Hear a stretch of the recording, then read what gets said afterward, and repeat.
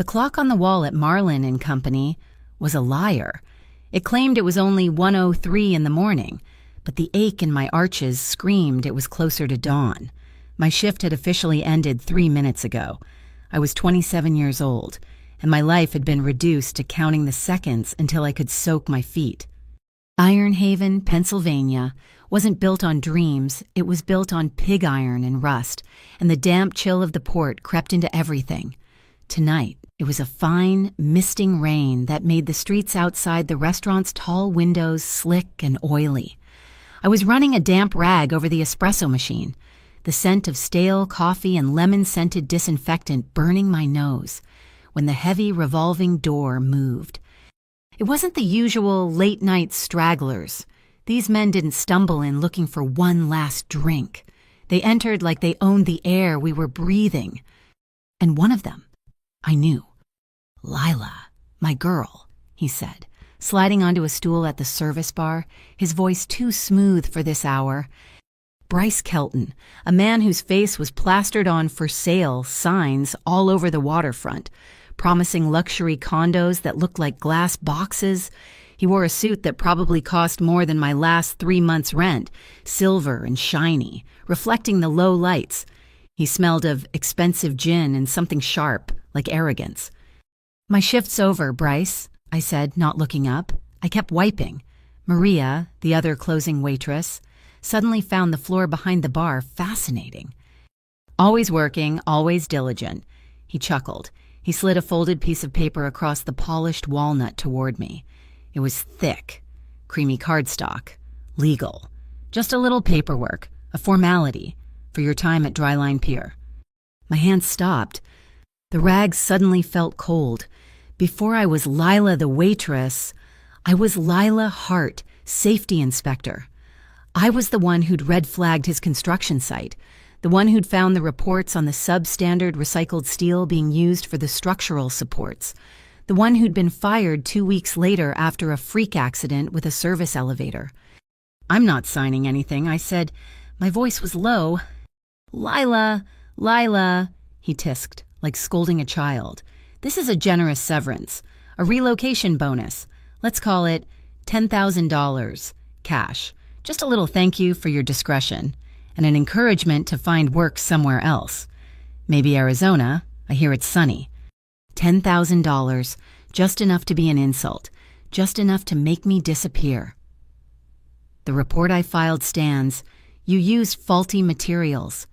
The smile on Bryce's face didn't fade, but it curdled. It became something hard and plastic.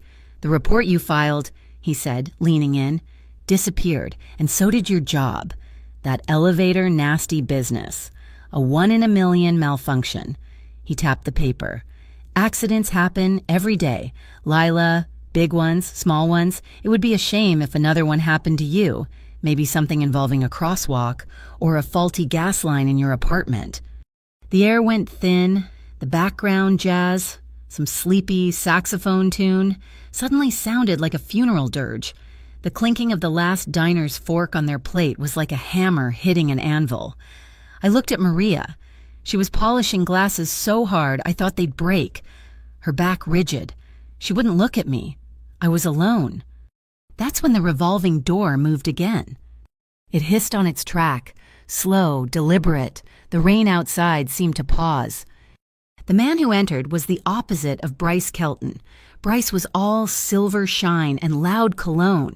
This man was a void. He wore a minimalist black suit, tailored so perfectly it looked less like clothing and more like a part of him.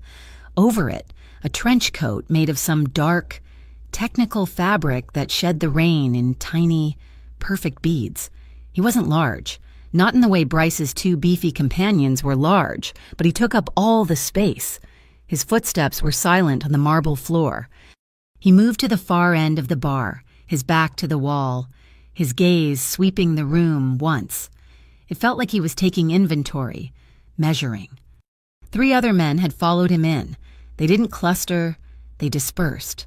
One, with a lean, watchful face, took a stool near the door. Another, broad-shouldered, headed toward the corridor to the restrooms. The third, younger, with restless eyes, stayed near the middle of the room, ostensibly looking at the menu board. A whisper shot down the bar from the bartender, muttered to Maria, "Ardent, that's Silas Ardent." Maria's head snapped up. Her face went pale. Even I knew that name. You couldn't live in Ironhaven and not know it. The Ardent Syndicate. They didn't own the docks. They were the docks. They were the shadows that moved the real cargo. The power that existed long before Bryce Kelton's glass boxes were even a blueprint. Bryce, oblivious, or maybe just too arrogant to care, turned his attention back to me. He grabbed my wrist. His grip was tight, his manicured nails digging in. "Last chance. Sweetheart, sign the paper, or I walk you out of here myself." A hot, sick fear rose in my throat. Tangled with a sudden, burning rage, I ripped my arm out of his grasp. The motion knocked his gin glass, spilling the clear liquid and a lime wedge onto the bar top. "Who even are you?" I spat the words at Bryce. My voice was shaking, but it was loud. "Who do you think you are?" The restaurant, already quiet, went utterly still. The question hung in the dead air, and it wasn't Bryce who answered it. "I'm the man standing between you and the wolves." The voice came from my left. Silas Ardent. I hadn't even seen him move from the end of the bar. He was standing right there, by the service station. He calmly removed his black leather gloves, placing them one by one on the walnut counter. He looked up, not at me, but at Bryce. His eyes were a flat, cold gray, like the harbor in winter. The silence in the Marlin and Company was absolute. You could have heard a napkin fall. Bryce's two bodyguards, the ones who had been enjoying a plate of calamari, started to push their chairs back. They were big men, used to solving problems by being large. Silas's men didn't stand, they just adjusted. The man by the door, Knox, leaned back on his stool, one foot hooking the leg of the table in front of him. It was a casual move, but it completely blocked the most direct path from the bodyguards to me. The man by the hallway, Ira, simply turned in his chair, as if to ask the bartender a question, his arm resting on the back of the chair next to him. It cut off the angle from the other side. The young one, Vale, picked up a menu and stepped backward, putting himself directly between Bryce and the main exit. It was subtle. It was elegant. It was a perfect three-point trap, executed in less than 2 seconds without a single raised voice. Bryce's face had gone a mottled red. "This is a private conversation," he blustered. Silas ignored him. His gaze fell on the spilled gin soaking into the white linen napkin I'd been holding. He picked up a fresh, clean napkin from the service stack. He walked the few steps to Bryce's table. Bryce instinctively flinched back. Silas didn't look at him. He began to carefully, precisely, dab at the puddle of gin on the tablecloth. "You just soiled a woman earning an honest living," Silas said. His voice was still quiet, but it cut through the room like a razor. "You put your hands on her, and you spilled your drink." He pressed the napkin down, soaking up the last of it. He looked at Bryce. In Ironhaven, that has consequences. My eyes darted from Silas to Bryce, and that's when I saw it. The leg of Bryce's bar stool, the one he'd just been sitting on. The front left leg, the metal bracket at the top, where it joined the seat, was loose, not just needs a screwdriver loose. The bolts were backed almost all the way out, if he had put his full weight on it, or leaned forward. My blood went cold. The elevator, the sudden sickening lurch, the snap of the cable that wasn't supposed to snap. The inspection report I had filed had been altered. The maintenance logs had been falsified. It wasn't an accident. It was a message. And this was the follow-up. My heart was a trapped bird against my ribs. Silas Ardent straightened up. He dropped the damp napkin on the table in front of Bryce. He turned his head slightly, catching the eye of Leo, the chef, who was frozen in the kitchen doorway. "Leo," Silas said, his voice calm, "I think we need a change of music."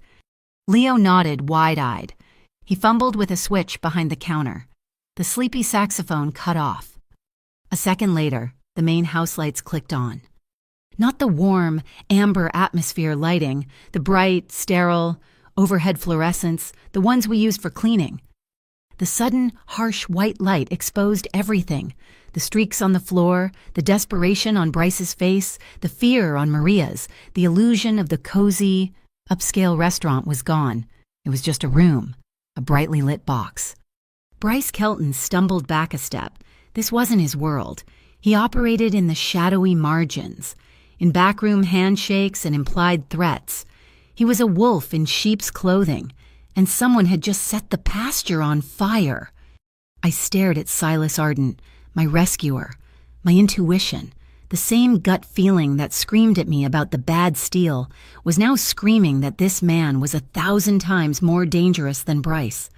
He was the apex predator, but he was standing between me and the wolves. Silas signaled to my manager, who was hiding near the register. "The bill," he said, "for the entire room, for the whole night." He slid a black, featureless card across the bar. "And call everyone a cab." He turned to me. He didn't smile. He just nodded toward the glass doors leading to the side patio, where the rain was now coming down in earnest. "I'm going outside." It wasn't a request. It was a statement of fact. I followed him. My legs felt disconnected from my body. I pushed the door open and stepped out into the cold, damp air. The city smelled of the harbor, of salt and diesel and wet pavement. Silas stood by the railing, untouched by the rain, as if it wouldn't dare. He looked at me, his gray eyes assessing me in the dim light. There was no pity in them, just focus. "You have 2 minutes," he said. His voice was low, almost lost in the sound of the downpour. "You have to decide. You come with me, or you let them." He tilted his head back toward the restaurant, where Bryce was now shouting frantically into his phone, "Escort you." My gaze drifted from his face to the street beyond. Across the rain-slicked pavement, a black sedan, parked in a no-standing zone. The engine was running. I could see the faint plume of exhaust. A man in the passenger seat. He was leaning forward, into the light of the dashboard. He was busy. He was attaching a long, thick, black cylinder to the threaded barrel of a handgun. A suppressor. My breath hitched. They weren't just going to scare me. They weren't going to put me in a cab. They were going to silence me. For good. For $10,000. The choice was gone. It had never been a choice at all. It was just survival. I turned around. I walked back inside, past the shocked faces of my manager and Maria. I walked right up to the bar. I grabbed the damp, stained linen apron tied around my waist. I untied the knot. I balled it up in my hand and threw it onto the counter, right next to Bryce's spilled gin. I turned, walked back out the door, and stood in front of Silas Ardent. The cold rain was already soaking my hair, running down my face like tears, but I wasn't crying. "I'll go." Silas didn't offer a hand. He simply turned and walked into the rain, not toward the street, but disappearing down the dark service alley beside the restaurant. The man named Knox was waiting, holding open the rear door of a car I hadn't even registered. It was parked in the shadows, a heavy, dark sedan, an Orphic. The brand was obscure, built for privacy, not flash. I slid onto the leather seat, the door closed beside me, and the world vanished. It didn't click shut, it thunked, a heavy, vacuum-sealed sound of a vault door locking into place, the noise of Ironhaven, the rain, the distant sirens. Bryce Kelton's muffled shouting from the restaurant was instantly gone, muted to a low, distant hum. The interior was stark, smelling of clean leather and of faint, sterile ozone. The windows were impossibly thick, maybe 2 inches. Silas sat in the rear-facing seat, watching me. There was no small talk. "Bryce Kelton is a symptom," he said, his voice perfectly even in the silent cabin. Knox was in the driver's seat, separated from us by a thick glass partition, but I could see his eyes in the digital mirror. He's the legitimate face for a group called the Azure Crown. The investment firm, I knew the name. They were the ones funding Kelton's glassbox condos. They're just developers. They were developers, Silas corrected. Now they're in logistics, shipping, and hostile acquisitions. They want the port, my port. He let that hang in the air. To take it, they have to remove the ardent syndicate. They prefer to do it with leveraged buyouts and political pressure. But his gray eyes met mine. They are not above using subcontractors for problems that won't go away. Me, I said flatly. The cold from the rain was seeping into my bones. I was a problem that wouldn't go away. A bitter, humorless laugh escaped my throat. I found the flaw at Dryline Pier. I found it. The memory was so clear, hot and sharp. They were using recycled structural steel. It was junk. Its tensile strength was 30% below code. They weren't building condos. They were building a 700-foot steel trap. I could feel the old, familiar rage rising. I filed my report. I didn't just flag it, I documented everything. The faked shipping manifests, the doctored inspection logs. I handed the entire file over to the Federal Commerce and Intelligence Bureau. My contact, he seemed eager. A week later, my keycard didn't work. I was called into a regional meeting about procedural errors.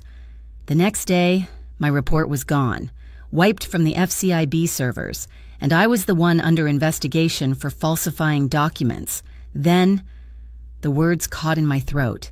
Then the accident happened. My service elevator, case closed, Lila Hart, disgraced inspector.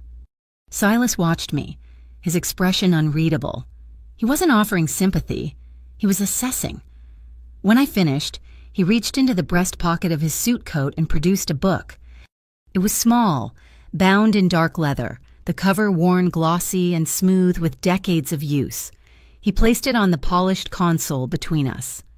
"This belonged to my predecessor," he said, "the man who raised me. It's a handwritten ledger from the 1970s, back when the port ran on paper, not servers."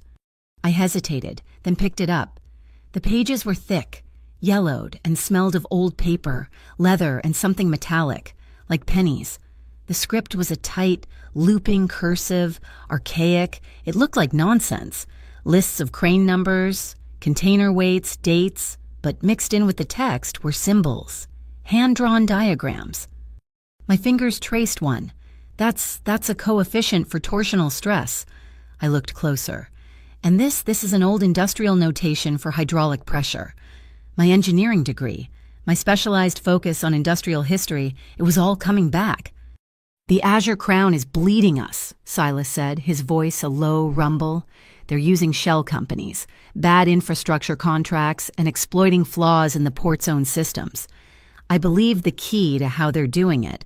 The original sin is in that book, but it's written in a dialect only an old-school dock engineer would understand." He paused. "Or a modern safety inspector who specialized in the history of industrial mathematics." My head snapped up. The chill I felt had nothing to do with the rain. "You investigated me. You knew all this. You didn't just happen to be at the restaurant." "I investigate everyone who crosses Bryce Kelton's path and survives." He said, "You knew what I could do. That's why you saved me." "I knew you were a loose end they needed to tie," he corrected, his voice soft but firm. "I don't save people, Lila. I don't rescue those who don't want to be rescued. But you just chose to get in the car." His words hung in the air, a contract already signed. A quiet chime came from the dashboard. Knox's voice, filtered through an intercom, was flat. "We have company. Black sedan. The one from the restaurant. 2 cars back and closing." I instinctively looked out the rear window. It was them. The man with the suppressor. They were weaving through the sparse late-night traffic, gaining fast. "Steel Petrel Bridge," Silas ordered. He didn't raise his voice. He didn't seem concerned at all. Knox didn't speed up. He just drove. The Orphic slid onto the on-ramp, the heavy chassis stable and smooth. We ascended the bridge, a long, high arc of red-painted iron that spanned the dark, oily water of the Iron Haven estuary.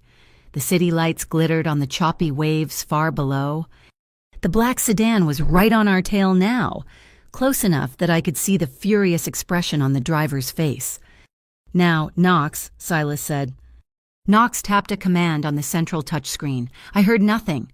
No sound, no change in motion. But behind us, the sedan suddenly, violently swerved. It slammed on its brakes, tires smoking, and almost clipped the concrete barrier. The car behind it blared its horn. Swerving to avoid a collision, the sedan was stopped, dead, in the middle of the bridge. It looked lost. "What did you do?" I whispered. Their GPS, their phones, and their car's navigation system are all informing them that they are currently in the middle of the estuary, 300 feet below us, Silas explained, turning his gaze from the chaos behind us. "A little digital misdirection. They'll recover. By then, we'll be gone." True to his word, Knox took the next exit, plunging the car into a maze of dark, identical-looking warehouses in the old industrial sector, block after block of silent brick giants. He finally turned into a narrow, unlit alley, barely wide enough for the car, and stopped in front of a heavy, rolling steel door set into a wall of ancient, moss-green brick. The door rolled up, revealing a concrete loading bay, and we drove inside, the door sealed behind us. And the silence was absolute. This was the rookery. It wasn't a gangster den. It wasn't what I'd expected at all. The interior was vast, clean and organized. It smelled of old concrete, ozone, and paper. High-end computer servers hummed quietly in glass-enclosed racks. The walls were incredibly thick, and I could see sections covered in modern, gray acoustic paneling, soundproof. A woman was waiting for us. She was in her mid-40s, with sharp features and dark hair pulled into a severe, tight bun. She wore expensive-looking tailored slacks and a silk blouse under a blazer. She looked like she belonged in a courtroom, not a warehouse. "Mara Quinn," she said. Her voice was crisp. She didn't offer a hand. Her eyes scanned me from head to toe, a rapid, professional assessment. "You're wet. You'll be dysfunctional in an hour." She nodded at Vale, the young, restless one from the restaurant, who silently handed me a neatly folded bundle, a plain gray sweatsuit and a thick towel. "Bathroom is through that door, on the left," Mara said, pointing. "Dry off. We need you functional. There's tea." It was the strangest, most professional kidnapping I could have imagined. Her tone was all business, but the offer of dry clothes and tea was an unexpected, practical warmth. I took the bundle, my hands shaking slightly. "Thank you." When I returned, feeling human again in the soft, warm sweats, Silas was standing in front of a massive wall. It was covered, floor to ceiling, in a corkboard map of Ironhaven. It wasn't a street map. It was a map of money and power. Red yarn connected shell companies to offshore accounts. Green yarn linked politicians to lobbying firms. And a bright electric blue yarn emanated from a central pin labeled Azure Crown. The blue thread snaked out, like a spider's web, to dozens of other pins: Kelton Realty, Viridian Art Gallery, the Harborview Children's Fund. And one pin, a pin that made my stomach clench and the blood drain from my face: Apex Lift and Elevator Corp., the company that had serviced the elevator I'd been in. The company whose maintenance logs I had flagged as fraudulent. "It wasn't an accident," I whispered, staring at the pin. It was an acquisition." "They needed you discredited," Silas said from behind me. "They couldn't have a city inspector digging into their books. Once you were gone, they finalized their takeover of the port's safety and maintenance contracts. Apex is one of their primary channels for laundering money." He moved to a heavy steel desk. "Which brings us to the present. We have a mutual interest. You want your name back? I want my port back. Bryce Kelton and the Azure Crown stand in the way of both." He laid out the terms. It wasn't a negotiation. It was a statement of facts. "I will provide you with absolute protection. This location, food, security. You will analyze that ledger. You will find the leverage I need to dismantle their operation. In exchange," he said, "when this is over, I will use my influence at the Ironhaven Port Commission to ensure the full, unaltered truth of your original report is brought to light. Your name will be cleared, and you will be fully compensated for your dismissal." It was clean. It was also a cage, just a different kind. I'd just swapped one dangerous man's control for another's. I looked him in the eye. "I need another clause." Mara Quinn, who was typing silently at a nearby terminal, scoffed without looking up. "We don't do clauses, Miss Hart." Silas held up a hand, silencing her. He just watched me. "Go on." "I get to walk," I said. My voice was stronger than I expected. "If I decide this isn't right, if I find out you're no better than they are, I get a safe withdrawal clause. You let me go. No strings, no follow-ups, no accidents. You give me your word." Mara stopped typing. Silas studied me for a long, silent moment. I felt like I was back in that elevator, waiting for the impact. He was weighing me, calculating. Then he nodded at once. He reached into his pocket and pulled out a simple paper receipt. It was from the Marlin and Company. He turned it over to the blank white back. With a heavy, graphite-colored fountain pen, he wrote 2 lines. "L. Hart, safe passage. Anytime." He signed it with 2 letters. A.S. He slid it across the desk. It wasn't a legal document, it was a promise, written on a scrap of paper. In his world, I suspected that meant more than any lawyer's contract. I folded it carefully and put it in the deep pocket of my new sweatpants. I had just secured my exit when Ira, the broad-shouldered man, entered the room, moving quickly. He spoke in a low voice to Silas, but in the soundproof room, I heard every word. "We have a problem. Lookout just flagged a convoy. Harborview Civil Security. At least 6 vehicles mobilizing for a full-scale raid on the waterfront. They're starting in this sector." Silas's jaw tightened. "HCSU doesn't move that fast unless they're pointed. Someone leaked our new location." "Impossible," Mara said, standing up. "The rookery has been dark for 6 months. No one outside this room knew we were activating it tonight." Silas's cold gray eyes snapped to me. "The restaurant. Besides Kelton's crew, who knew you were in trouble? Who did you talk to?" "No one," I said, my mind racing. "Maria, the other waitress, she hid Leo, the chef. He was in the kitchen. And then it hit me, like a physical blow." "Colt." "Colt," Silas repeated. "Colt Ramirez, the new night manager. He started 2 weeks ago." The pieces clicked into place with sickening speed. "He's been odd, asking me questions about my schedule, where I lived. He was the one who called me in tonight, said they were short-staffed. But when I got there, Maria and I were the only closers." "He put you on the board," Silas finished, understanding instantly. "It was a setup. He knew Kelton was coming for you." "He must have seen us leave," I said, my stomach twisting. "He saw the car. He must have called someone." "Knox," Silas said, not to the room, but into his cuff. "Find Colt Ramirez. Gently." He turned back to me. The HCSU was on its way. His safe house was compromised, and I was the one who had led them here. "Start with him," Silas said. "He wasn't talking to his crew. He was talking to me." He held out a small, molded earpiece. It was black, ergonomic, and cool to the touch. "Mara will set you up with the ledger and a workstation," he said. "The HCSU is a problem, but Colt is the leak. I need to know who he reports to. I need to know why he set you up." I stared at the device. I'm not a spy. I'm an inspector." "You're not a waitress either," Silas countered. He was already shrugging back into his trench coat, which was still damp from the rain. "You're a safety inspector? You find what's broken?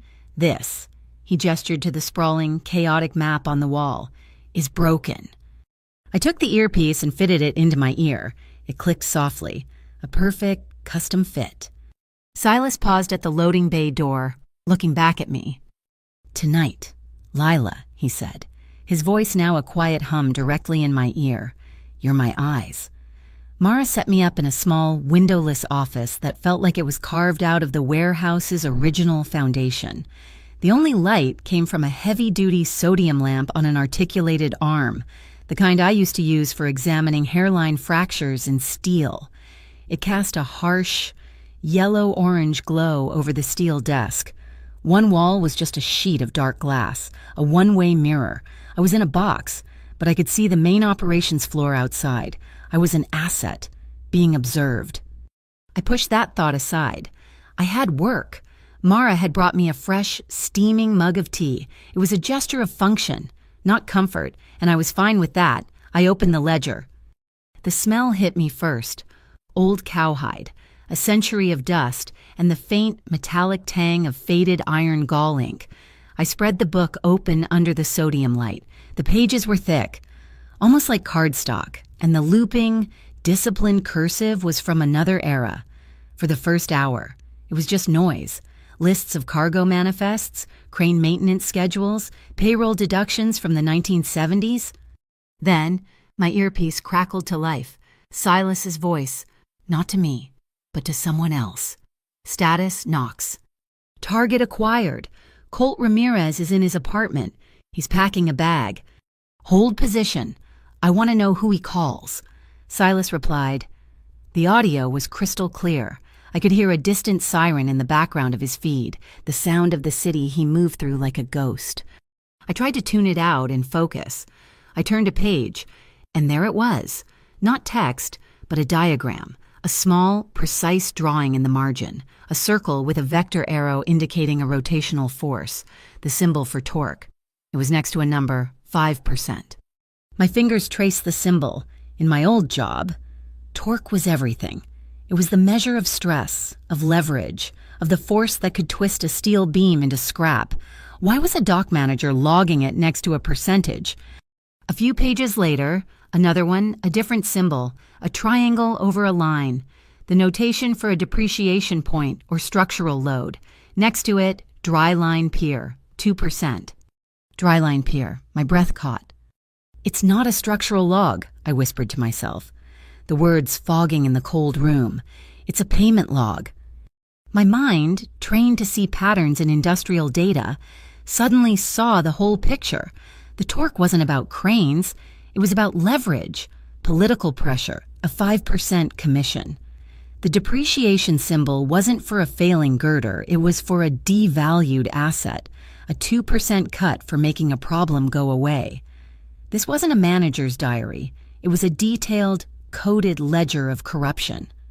He's moving, Silas! Knox's voice cut in again. Target's in the alley. We're on him. I heard a scuffle, a muffled grunt, then Silas's voice, impossibly calm. Mister? Ramirez, you chose the wrong side. Who do you report to? There was no answer, just the sound of heavy breathing. I forced myself to look away from the one-way glass, as if I could see them. My hands were clammy. I turned the page, and the book was damaged. The bottom quarter of page 47 had been torn out. It wasn't a clean cut. It was a jagged, serrated rip. I stared at it, my heart hammering a sudden, frantic rhythm. I knew that tear. I ripped open the portfolio I'd carried out of my apartment, the one thing I'd grabbed, containing the last vestiges of my old life. I pulled out the fraudulent elevator maintenance invoice from Apex Lift, the one that had cleared them of all wrongdoing. It had been stapled to a faked work order. I laid the invoice on top of the ledger.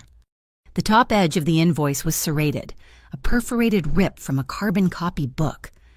I lined it up with the torn edge in the ledger. They matched. Perfectly. The room spun. My hand trembled so violently I knocked the heavy mug, spilling hot tea across the desk. This book, this 70-year-old book, was directly, physically connected to the accident that had almost ended my life. This wasn't history. This was now.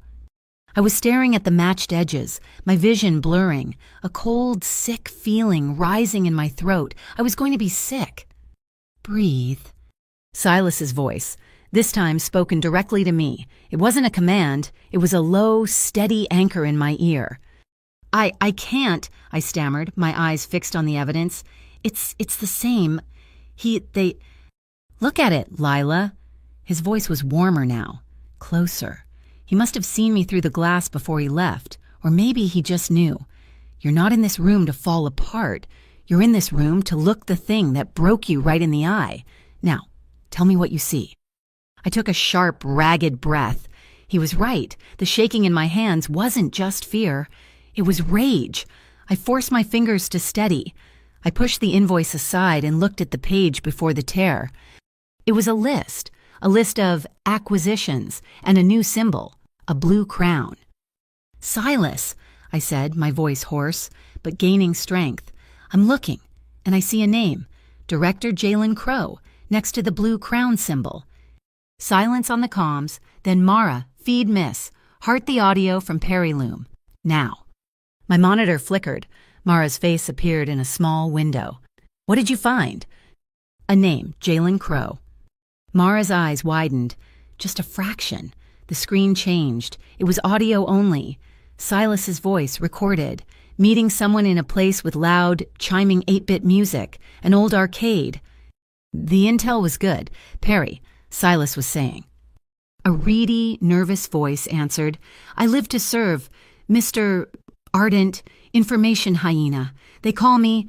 I just dig up what's buried. This was buried deep, from a security camera at a private club, 2 nights after the inspector girl got the boot." The audio cleaned up.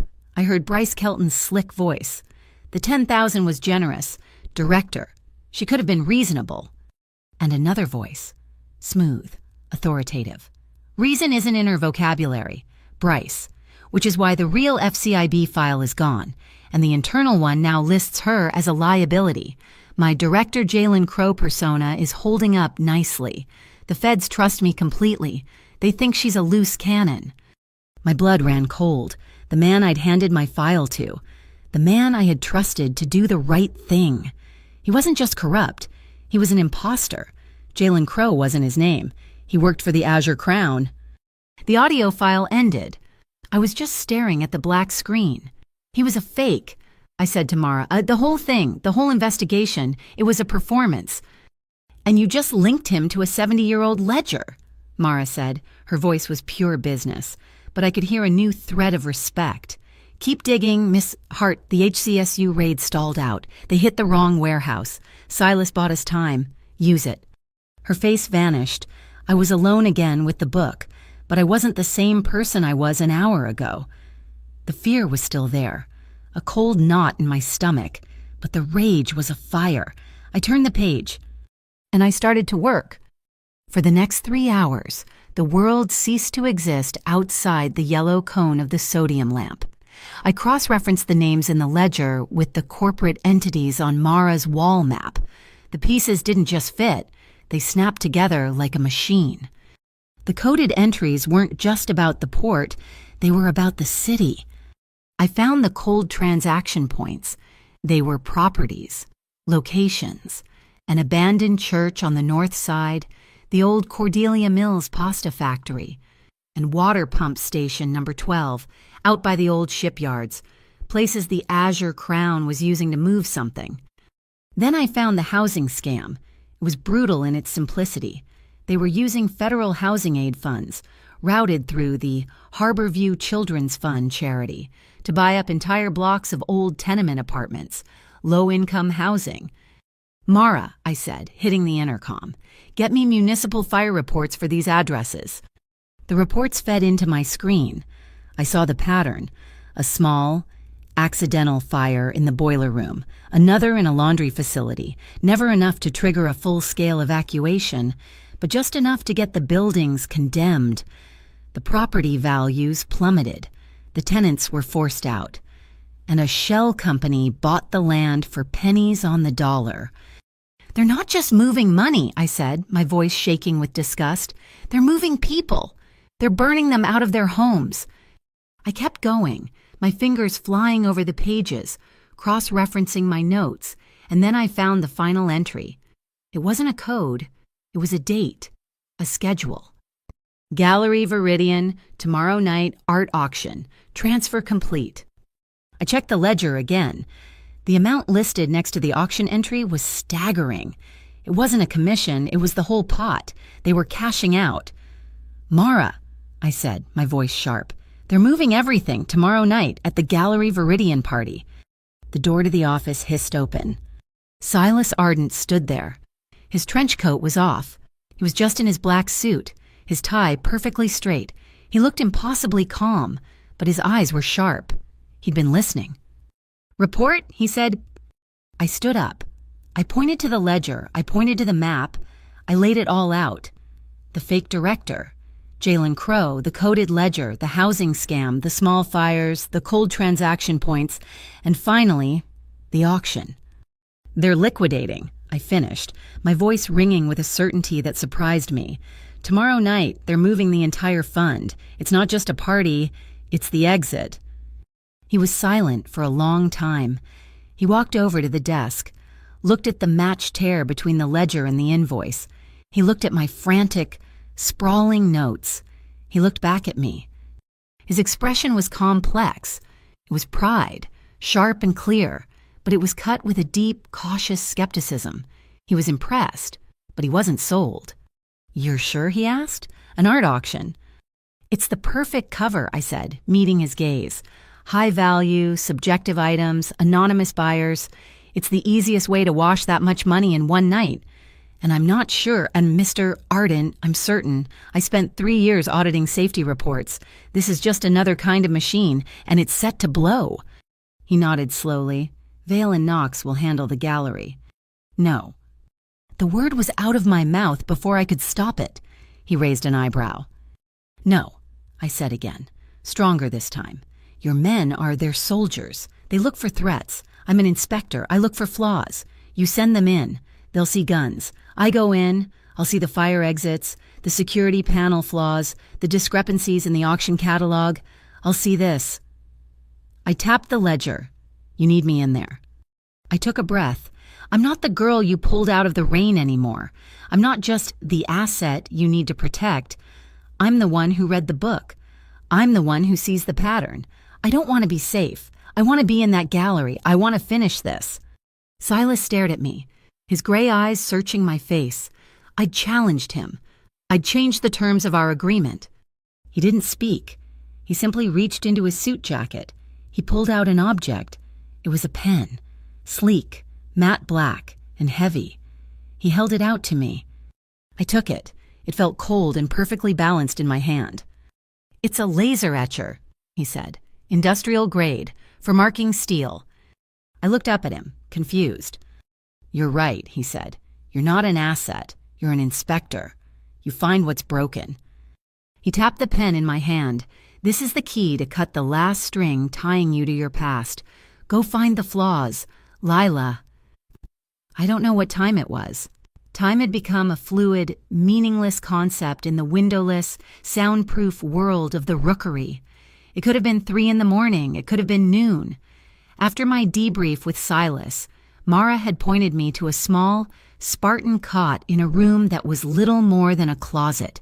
But my mind was too wired to sleep. The adrenaline from the investigation, the validation of being right, and the looming, terrifying reality of the art gallery, it was all churning inside me. A toxic, electric cocktail. I finally gave up on sleep and wandered out, my bare feet cold on the smooth concrete floor of the main operations area. The place was quiet. Vale was asleep in a chair, his head tilted back, a rifle resting across his lap. Ira was gone. The bank of monitors that Mara had been commanding was now running a silent, automated diagnostic. A single light was on, coming from a small, functional kitchen alcove I hadn't noticed before, just stainless steel counters and a commercial-grade coffee machine. Silas was there. His back was to me. He'd removed his suit jacket and in just his white shirt and black trousers. He looked different, less like an icon, more like a man. His sleeves were rolled up to his forearms, precise, tight folds. He was doing something at the counter. I heard the clink of a ceramic mug, the rush of steaming water. He seemed so focused, as if he were defusing a bomb, not making a drink. He must have heard me, or maybe just sensed me, because he spoke without turning. "You didn't sleep." "Neither did you." I said, my voice was husky. I don't sleep much." He turned. He was holding 2 heavy, dark blue mugs. "This," he said, holding one out to me, "is not for staying awake." I stepped forward and took it. The ceramic was hot, a welcome. Grounding pain against my cold hands, the smell hit me, rich and dark, with a sharp, sweet spike of cinnamon, hot cocoa, from a packet, Probably. But it felt like the most luxurious thing I'd ever held. "Thank you," I murmured, wrapping my hands around it, letting the steam warm my face. As he handed it to me, his fingers brushed the back of my hand. It was an accident, a fleeting, fractional contact, but it felt like a static shock. His skin was warm. I pulled my hand back, cradling the mug. "You're still shaking," he observed. It wasn't an accusation. "Adrenaline, or maybe I'm just cold." "It's the adrenaline," he said. He leaned back against the steel counter, sipping his own cocoa. "It's a useful tool, until it's not. It makes your hands tremble, clouds your judgment. Tomorrow at the gallery. You can't afford that." "So what do you suggest?" I asked, a little sharper than I intended. "A tranquilizer." He almost smiled. "Breathing." I must have looked as skeptical as I felt. "Breathing." "You're breathing from your chest," he said. "Short, panicked, it's a flight or fight response. You're fueling the panic. You need to breathe from your diaphragm. You need to lock it down." He set his mug on the counter. "Put your hand on your stomach. Right here." He gestured to a spot just below his breastbone. I hesitated. It felt strange, like a high school acting class, but I did it, placing my free hand on my stomach over the soft gray sweatshirt. "Now, breathe in through your nose," he instructed. His voice was low, hypnotic. "Slowly, for a 4 count, and don't let your chest move. Push your hand out. Fill your stomach with air." I tried. It felt awkward, forced. "Again, acting," he said. "In, 2, 3, 4. I focused, drawing the air in, feeling the muscles in my abdomen tighten and push against my palm. "Good, now hold it. 4 counts. I held it. The room was silent. "Now out, through your mouth, 8 counts, slow, like you're blowing out a candle you don't want to extinguish."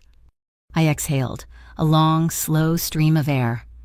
"Again," he commanded. "In, 2, 3, 4, hold, 2, 3, 4, out, 2, 3, 4, 5, 6, 7, 8. We stood there, less than 3 feet apart, in the sterile kitchen of a criminal safe house, just breathing. I listened to the sound of his breath, perfectly controlled, a quiet, rhythmic whoosh in the silence. I matched my rhythm to his, in, hold, out. After the 4th cycle, the frantic hummingbird in my chest began to slow, the shaking in my hands subsided. The world, which had been a sharp, vibrating blur, softened at the edges. "It works," I said, my voice surprised. "It locks the hands," he said, his voice still that same quiet, steady cadence. "It stills the mind. When you're in that gallery, when your heart starts to pound, you go back to this, you lock it down." He was still leaning against the counter, his arms crossed. As he had gestured, I'd seen it. Under the bright, functional kitchen light, a scar. It was on the inside of his right wrist, just above the bone. It was thin, white, and perfectly straight, like a surgical incision. But it wasn't. I'd seen scars like that before. In my old job, it was a wire cut, a snapped steel cable, a safety line, something that had cut him to the bone. He saw me looking. His expression didn't change, but he uncrossed his arms, and his sleeve slid down just a fraction, partially obscuring it. It was a story he wouldn't tell, a past that was just as present as my own. We stood in silence. It was no longer the tense, awkward quiet of 2 strangers. It was something else, a shared space. All I could hear was the faint hum of the servers from the other room and the steady, insistent drum of the rain on the warehouse's vast tin roof, the sound I'd first heard from his car, the sound of the storm that had thrown us together. I looked up from his wrist, up past the dark mug he was holding, and met his eyes. "Thank you," I said. It wasn't just for the cocoa. It wasn't just for the breathing lesson. It was for the restaurant, for not treating me like a victim but like a specialist, for seeing me. My heart, which had just calmed, gave a single, hard, painful thump. He didn't reply, just watched me, his gray eyes seeming to map the exhaustion on my face. The light was harsh, but it softened the lines around his eyes, lines of vigilance I hadn't seen before. Slowly, as if not to spook a deer, he raised his free hand. He didn't reach for my face or my shoulder. He reached for a single, damp strand of hair that had escaped my ponytail and was clinging to my temple. His fingers, which I'd only seen as strong, decisive, and dangerous, placing gloves on a bar, signing a promise on a receipt, were impossibly gentle. He brushed the hair back from my skin. His touch was electric, a jolt of pure, undiluted contact. He tucked the strand behind my ear, and his fingers lingered. Just for half a second, his knuckles rested against the curve of my cheekbone. It wasn't a caress, it was a question. I could have pulled away. I could have stepped back, taken a sip of cocoa, and broken the spell. My every instinct for self-preservation, honed over the last 6 months of running and hiding, told me to... Instead, I did the opposite. I didn't move. I didn't even breathe. I just leaned into the touch, a fractional, almost imperceptible movement, and then I gave a single, short nod. Consent. Clear and absolute. His eyes closed for a second. He let out a breath, not of exhaustion, but of something else. Acceptance. He set his mug down on the counter with a quiet click. He didn't kiss me. He stepped forward, into my space, and rested his forehead against mine. I froze. This was more intimate than any kiss. I could feel the warmth of his skin. I could smell the faint, clean scent of his soap, the wool of his trousers, and beneath it all, the sharp, metallic tang of his fountain pen, leather and ink. I closed my eyes, and my world shrank to this single point of contact. His breath, warm and tasting of cocoa, ghosted across my lips. My hands, still clutching the mug, were trapped between us. We just stood there, foreheads pressed together, breathing each other's air. His heart, his steady, controlled heartbeat, I couldn't hear it, but I could feel it. A low, rhythmic vibration through the floor, through his body, into mine. I wanted to be closer. My hands, acting on their own, moved. I set my mug down on the shelf beside us, the one stacked with institutional white plates. I didn't know what I was doing until my hands found his waist. I slid them around his back, over the fine cotton of his shirt, feeling the impossible. Coiled strength there, the cool fabric, and the intense, radiating heat of the man beneath it. That was all the invitation he needed. He angled his head. His lips, which I'd only seen set in a hard, determined line, were soft. The first touch was hesitant, careful. It wasn't a kiss of possession. It was one of discovery. It was slow and deep, and it tasted of dark chocolate and cinnamon and the Iron Haven rain. I felt something in my chest, a knot I'd been carrying since the elevator, a knot of fear and anger and loneliness, just unravel. A small, involuntary sound, half laugh, half sigh, escaped my throat. It was the sound of relief. He felt it. He pulled back, just an inch, his lips still brushing mine, his eyes, now dark and heavy-lidded, opened. He looked at me. "Are you okay?" The question was there, clear as day, without him saying a word. My answer was to tangle my fingers in the fabric of his shirt, grip it tight, and pull him back to me. The second kiss was different. It wasn't discovery. It was need. It was the release of all the pent-up tension of the last 24 hours. It was the frantic, desperate acknowledgement that we were two people standing on the edge of a cliff. My fingers moved from his waist, up his back, feeling the sharp, strong line of his shoulders. His hand, the one that had touched my hair, moved to my jaw, his thumb tracing the bone, his grip firm and grounding. He held me like I was something precious, something he was protecting, and something he wanted, all at the same time. My breath hitched. My heart was racing again, but this wasn't panic. It was something else entirely. The air was getting thick and hot, and the kiss was deepening, moving from comfort to something more. And just when I was about to lose myself in it, just when I was ready to fall, he stopped. He didn't pull away abruptly. He just gentled the kiss, eased it back. His lips moved from mine, trailing a line of fire, to my temple. He rested his mouth there, breathing heavily, his hand still cupping my face. "No rush," he whispered. His voice was thick, a low gravel. "Not tonight." He pressed a final, firm kiss to my temple. "Tonight you need to sleep. You need to be sharp." He pulled his head back, though he didn't release me. I sagged against him, my forehead finding the hollow of his shoulder, resting against his chest. I could hear it now. His heart. It wasn't the steady metronome from before. It was hammering, just as fast as mine. His restraint, his control. He wasn't a wolf like Bryce. He was something else. And that control, the fact that he had stopped when I wouldn't have, turned the wildfire of desire into something solid. Trust. I leaned against him, listening to his heart slow, matching my breathing to his, just as he'd taught me. After a long moment, I stepped back. He let me go. "Your room?" he said. It wasn't an order. I nodded, feeling dazed, and turned. I walked to the small door. When I got there, I paused and looked back. Silas was still standing by the counter. He hadn't moved. He watched me, his expression one I couldn't quite read, but as I watched, the corner of his mouth lifted. It wasn't a smile. Not really. It was too small, too rare, but it was there. "Tomorrow," he said, his voice back to its normal, calm timbre. "It's my turn to take your orders. Miss Hart." I slept for 4 hours. It wasn't sleep. Really, it was a dark, dreamless void, and I woke up feeling not rested, but rebooted. The girl who had cried over a 70-year-old ledger was gone.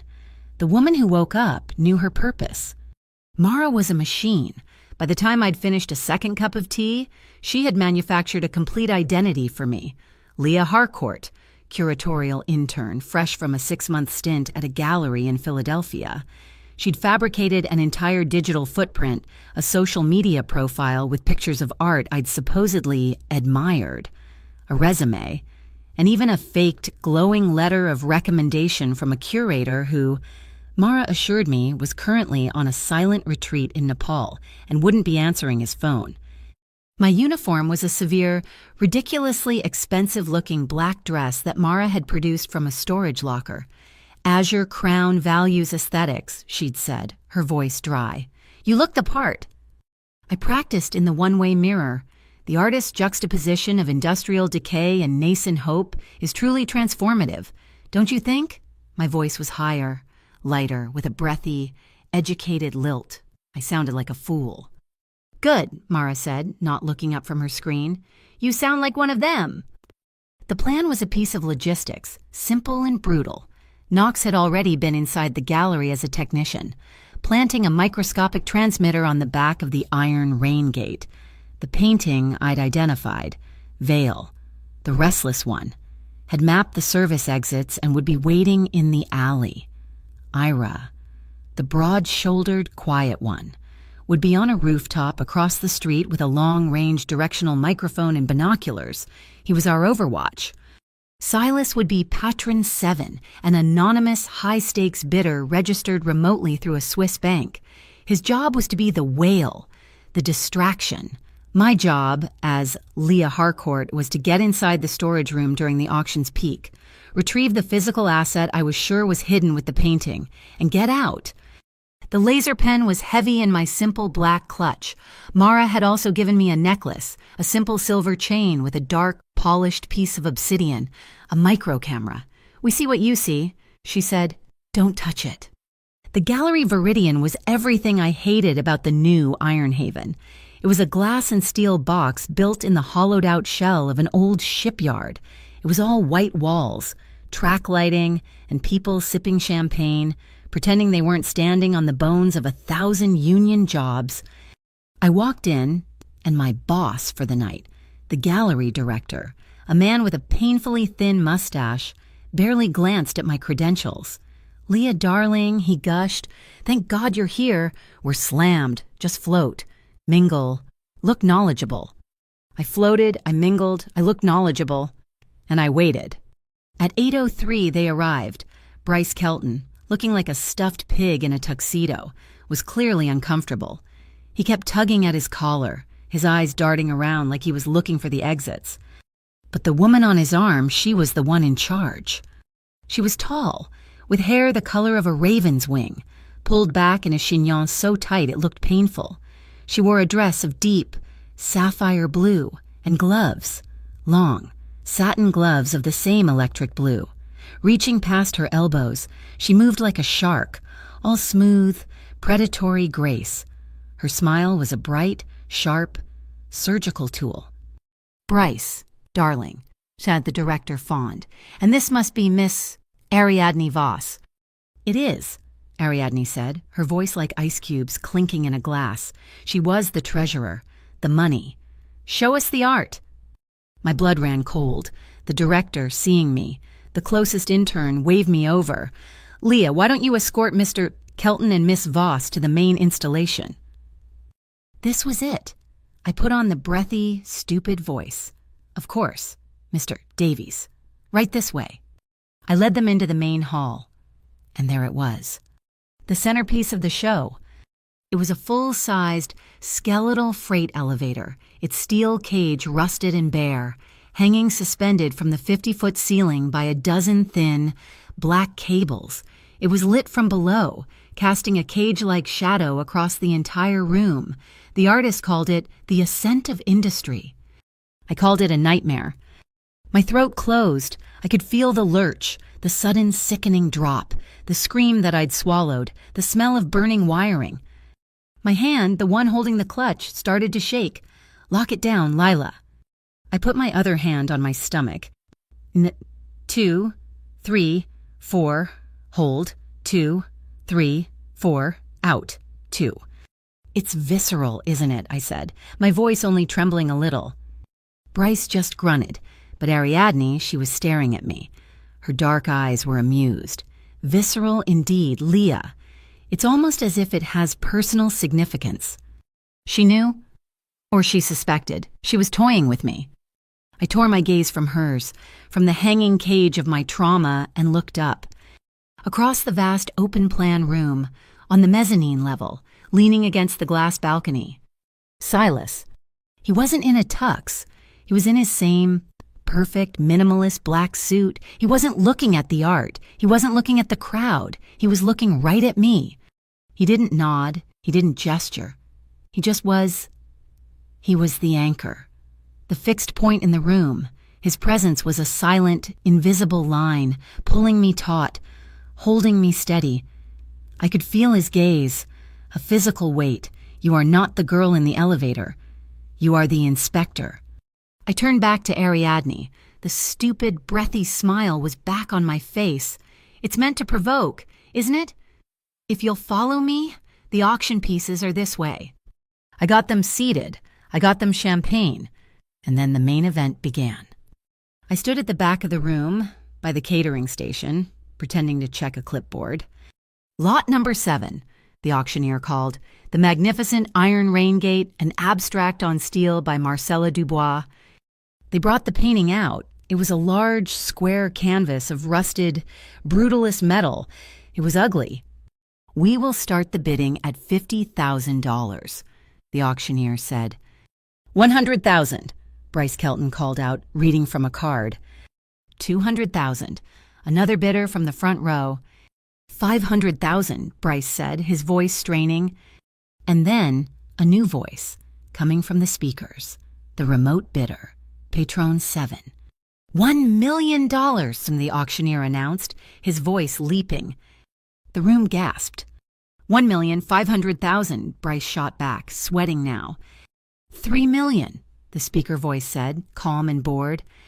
The room was silent. Ariadne Voss put her gloved hand on Bryce's arm, stopping him. She was smiling. This was the game. They were bidding against themselves, against Silas, to inflate the price. $4 million, Bryce said. $10 million, and the speaker voice of Patron 7 said. Dead silence. The auctioneer's gavel was frozen. $10 million for a sheet of rust. I checked my notes. I did the math. The $10 million figure, run through the depreciation and torque formulas from the ledger. Matched exactly. It was the final transfer. The pot. Sold, the auctioneer cried, slamming his gavel. To Patron 7. That was my cue. While the room was applauding and buzzing about the anonymous whale, I slipped through the velvet rope, past the catering station, and into the staff-only corridor. The back of the gallery was a maze of drywall and plywood, the unglamorous guts of the operation. I found the storage room. The door was locked, a simple electronic keypad. My old skills kicked in. It was a standard, commercial-grade lock. I punched in the default maintenance code, 1234 star. A beep, a click. The door opened. The room was dark, packed with art in crates and bubble wrap. There, in the center, was the iron rain gate, waiting to be prepped for its buyer. I pulled the heavy black pen from my clutch. I clicked the button on the side, a tiny, high-pitched whine, a pinprick of intense, focused blue light. I didn't try to open the front. I went to the back, to the heavy wooden stretcher bars that formed the frame. I angled the laser at the corner joint, where the wood was stapled and glued. The smell of scorching pine and varnish filled my nose. The laser cut through the wood like a hot knife through butter. I cut a small, neat triangle out of the corner. I reached inside, just canvas. Nothing. No, I'm right. I ran my fingers along the inside of the frame, and there it was, a slight indentation in the wood, a false panel. I used the tip of the pen to pry it open. Tucked inside, wrapped in anti-static foil, was a single, slim hard drive. I grabbed it. I slid it into the hidden pocket Mara had sewn into my dress. My earpiece crackled. It was Ira's voice, sharp and urgent. Lila, HCSU, they're at the front, 6 units. They're not waiting. They're breaching. Warrant signed by Director Jalen Crow. They're coming for the painting. My heart stopped. I ran out of the storage room. As I hit the corridor, the main lights in the gallery cut out. A second later, they were replaced by flashing, rotating red lights, the emergency lights. People were screaming. "This is the Harborview Civil Security," a voice boomed over a loudspeaker. "We have a warrant to seize stolen property. Nobody move." I saw them. 20 HCSU officers in heavy tactical gear, fanning out, their weapons drawn. Crow. He'd sent them to reclaim the painting, and the hard drive with it, before Silas could take possession. Then, from the mezzanine, Silas Ardent moved. He didn't run. He walked. He descended the glass staircase, stepping calmly into the center of the red-lit chaos. "Officers," he called out. His voice was not a shout. It was a projection. It cut through the panic like a diamond. "I am Patron 7. I am the legal owner of that painting." The HCSU commander pointed his rifle at him. "Sir, step aside." "I will not," Silas said, standing right in front of the Iron Rain Gate. Under Section 4, Article 2 of the Ironhaven Art Commission's charter, any art purchased at public auction becomes the sole, private property of the buyer at the fall of the gavel. You are not on gallery property. You are on my property. And your warrant, signed by a commercial bureaucrat, has no standing. Put down your weapons, or you are all committing armed trespass. It was brilliant. It was nonsense. It was a beautiful, perfect, calculated stall. The officers froze, confused. A city charter? They were ready for a fight, not a legal debate. This was my chance.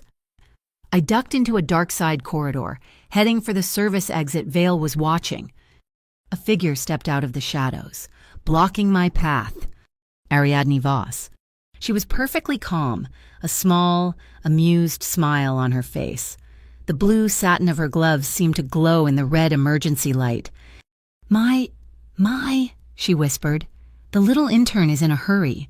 You don't belong here. Leah Harcourt. You don't belong with the cheap coats and the broken-down safety inspectors." My hand instinctively went to the laser pen in my clutch. "I belong with the survivors," I said, my voice no longer breathy. "It was my own." Ariadne's smile widened. "I thought so." She stepped aside. As I rushed past her, her gloved hand shot out and grabbed my wrist. Her grip was like steel. I froze. She didn't stop me. She just held my hand, palm up. With her other hand, she dropped something small, cold, and metallic into my palm, a silver card. "When you get tired of being the good guy," she whispered, her voice dropping to a conspiratorial hiss. "Call me. He's not the only one in Ironhaven who can offer protection." She released my wrist and melted back into the shadows. I ran. Just as I reached the end of the hall, the main fire alarm went off, a deafening, shrieking klaxon. "Knox," I heard in my ear. "Periodic fire test, all civilians, evacuate immediately." The crowd, which had been frozen by the HCSU, was now a stampede for the exits. Chaos. I was pushed, shoved, spun around. I lost my balance, falling against a pillar. Panic, hot and sharp, flared in my chest. Then a hand. It grabbed mine. Strong, warm, and utterly familiar. Silas. He was in the middle of the surging crowd, his eyes locked on mine. He didn't pull me. He just held my hand for a half a second, a solid, unmovable point in the chaos. A silent message. "I'm here." Then he let go and was gone, swallowed by the crowd. I shoved open the service door. An alarm blared. I was in the alley. Rain was pouring down. "Up," a voice hissed. "Vale. He was on the fire escape. 10 feet up." He grabbed my arm and hauled me up onto the metal stairs. We scrambled up 3 flights, our feet clanging on the iron. We burst onto the flat, gravel-covered roof. "This way," Vale yelled, pulling me toward the far edge. A new sound, a high-pitched electric whine, like a giant insect. A drone. It rose up from the street, its blue and red lights flashing. An HR drone, high risk, Azure Crown's private security. It wasn't HCSU. It was theirs. It hovered, its camera swiveling, locking onto us. Before I could even scream, Vale had unslung the weapon from his back. It wasn't a rifle. It was a short-barreled launcher. He aimed and fired. Thwump! A weighted net shot out, expanding in the air. It hit the drone perfectly.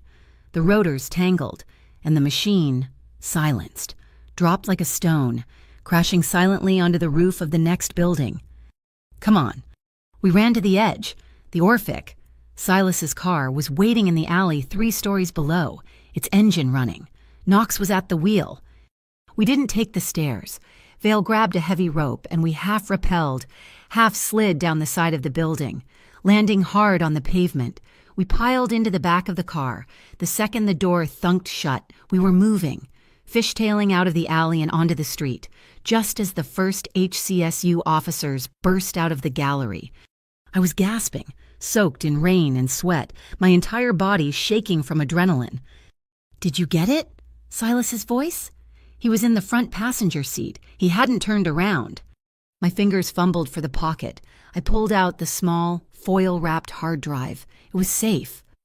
"I got it," I said, my voice a wreck. I was shaking, but I was also smiling. A wild, triumphant smile. "This isn't just about the money," I said, holding it up. "There's a file on here. I saw the directory before I pulled it. It's a code name. The code name for the person who approved the project, the one who gave the order for my elevator."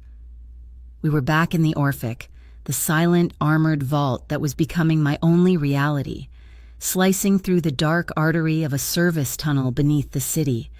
The adrenaline from the gallery roof was draining away, leaving a vibrating, metallic exhaustion in its wake.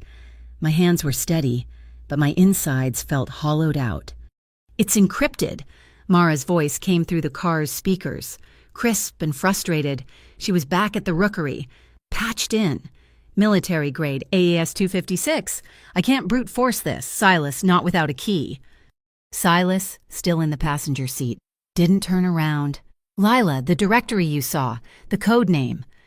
"Cradlefall," I said, my voice housky. I was clutching the small, foil-wrapped drive. It was still warm.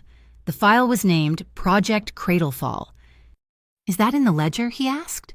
I scrambled for the heavy, leather-bound book, which was on the seat beside me. I flipped through the pages, my mind racing. Yes, I saw it. It was here. I found the entry. It was near the back, a list of assets under the Azure Crown symbol. It wasn't a number. It was a phrase, a short, 4-line stanza about a hammer, a river, and an iron gate. It looks like a poem. It's not a poem, I said, a new energy cutting through my fatigue. I was looking closer, at the ink, at the handwriting that was now becoming as familiar as my own. Mara, can you patch my necklace camera to your main screen? Look at this. I held the book steady. Look at his punctuation. The man who wrote this, he doesn't use a period, it's a check mark, a tiny, precise, right-angled tick. And his commas, they're double dots. It's a substitution cipher, Mara said, her voice quickening. He's using his own notation. But what's the key? He's a mechanic, I said, the pieces clicking into place. An engineer. He wouldn't use letters. He'd use a schematic. The check mark, it's the symbol for a completed circuit, a 1. The double dot, 2. He's not writing words. He's writing coordinates. It's a key based on an old schematic grid. I started reading the poem aloud, not as words, but as a sequence of notations. Check mark, dot dot, blank, check mark. I've got it, Mara cut in, a series of rapid keystrokes. It's a cascading key. The drive is unlocking. We pulled into the silent, concrete bay of the rookery. The heavy door rolled down, sealing us in. By the time I stepped out of the car, the contents of the hard drive were splashed across the main operations monitor. Project Cradlefall. It was worse than I could have ever imagined. It wasn't just my elevator. It wasn't just the housing fires. It was dozens. A timeline of manipulated industrial accidents going back 15 years. A collapsed crane at the West Dock, killing 3. A chemical spill at a processing plant, condemning the whole neighborhood, my elevator, the faulty steel at Dryline Pier. It was a systematic, brutal campaign. They were manufacturing disasters to acquire land. They weren't just exploiting the city's decay. They were the architects of it. They were clearing the waterfront, block by block, life by life, to make way for their new, glittering, glass and steel iron haven. My stomach heaved. All those people, all those accidents I'd read about in the papers. I need the authorization file, I said, walking toward the screen. The one for Dryline, the Apex elevator contract. Mara's fingers flew. A folder opened. A single master authorization document appeared. It detailed the plan, the substandard materials, my report, the scheduled malfunction, my near death, and the media containment plan, my discrediting, handled by Jalen Crow. This was it, the smoking gun, the proof that would burn them all to the ground. At the bottom of the document was the final sign-off, the typed name of the project approver, and a scanned, handwritten signature next to it. My world didn't just stop, it shattered. The air left my lungs in a painful rush. Authorizing signature E, Hart. Typed name Eamon Hart. No, I whispered. It wasn't possible. No, that's my father. The name of the man who had taught me to ride a bike, the man who smelled of graphite and pine soap, the man who had vanished from my life 10 years ago. It's a forgery, Silas said instantly. He was standing right behind me, his voice a low, steady anchor. Lila, they framed him, just like they framed you. It's what they do. No, I said. I was shaking my head, a horrible, jerky motion I couldn't control. My vision was blurring. I reached out, my fingers trembling, and traced the signature on the high-definition screen. The way the E looped back on itself, the sharp, impatient break in the crossbar of the H, the way the T was crossed high, almost above the letter. It's his, I whispered, and my voice cracked, the sound breaking the silence of the room. I'd know it anywhere. It's his handwriting. He signed it. The silence that followed was heavy and suffocating. Mara was looking at me, her sharp features softened with a pity that felt like acid. Silas was just watching me, his gaze intense, trying to see inside, to calculate this new, impossible variable. My father, all this time, I thought he was a victim, a missing person, but he was one of them. He'd signed off on the project that led to my own accident. My mind flashed back to the ledger, to the list of cold transaction points. Water pump station number 12, I said, my voice dead. I stumbled over to the wall map. He worked there. He was a mechanic. He worked the night shift.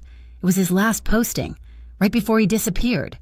I grabbed the ledger from the table, my hands shaking so badly I could barely turn the pages. I found the entry for the pump station, and next to it, a notation, written in that same sharp, familiar hand. First contract burial spot.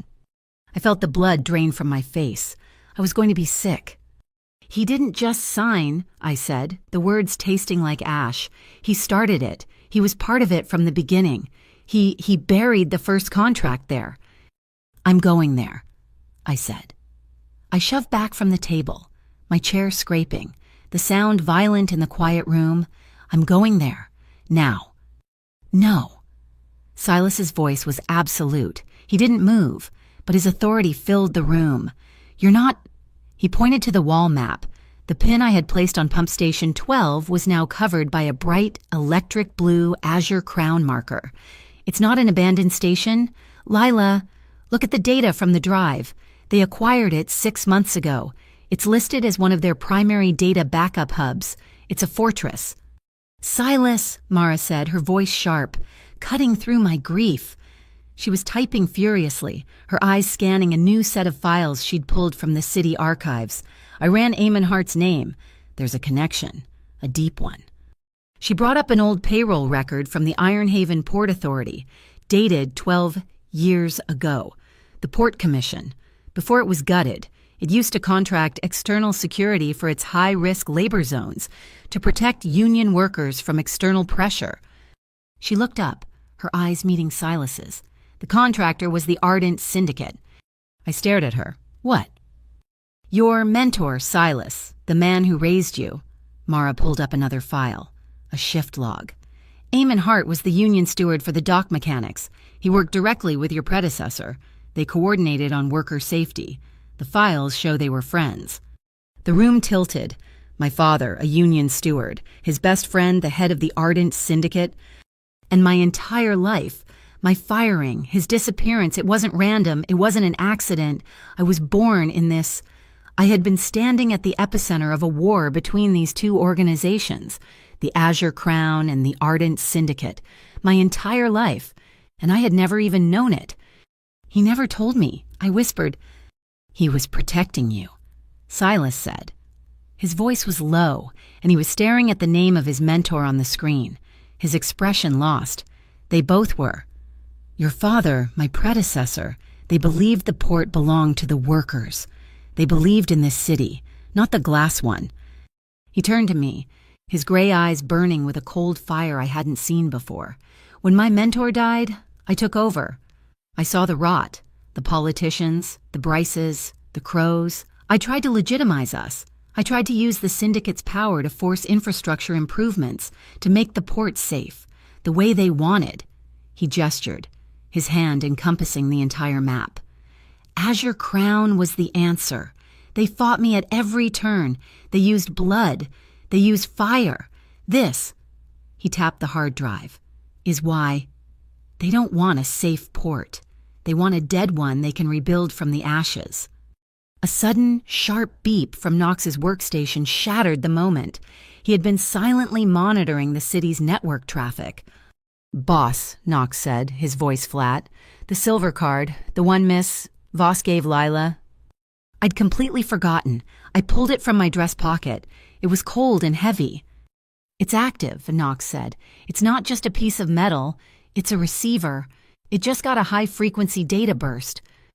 A secure document file appeared on his monitor. It was addressed to me, Leah Harcourt. It was a contract.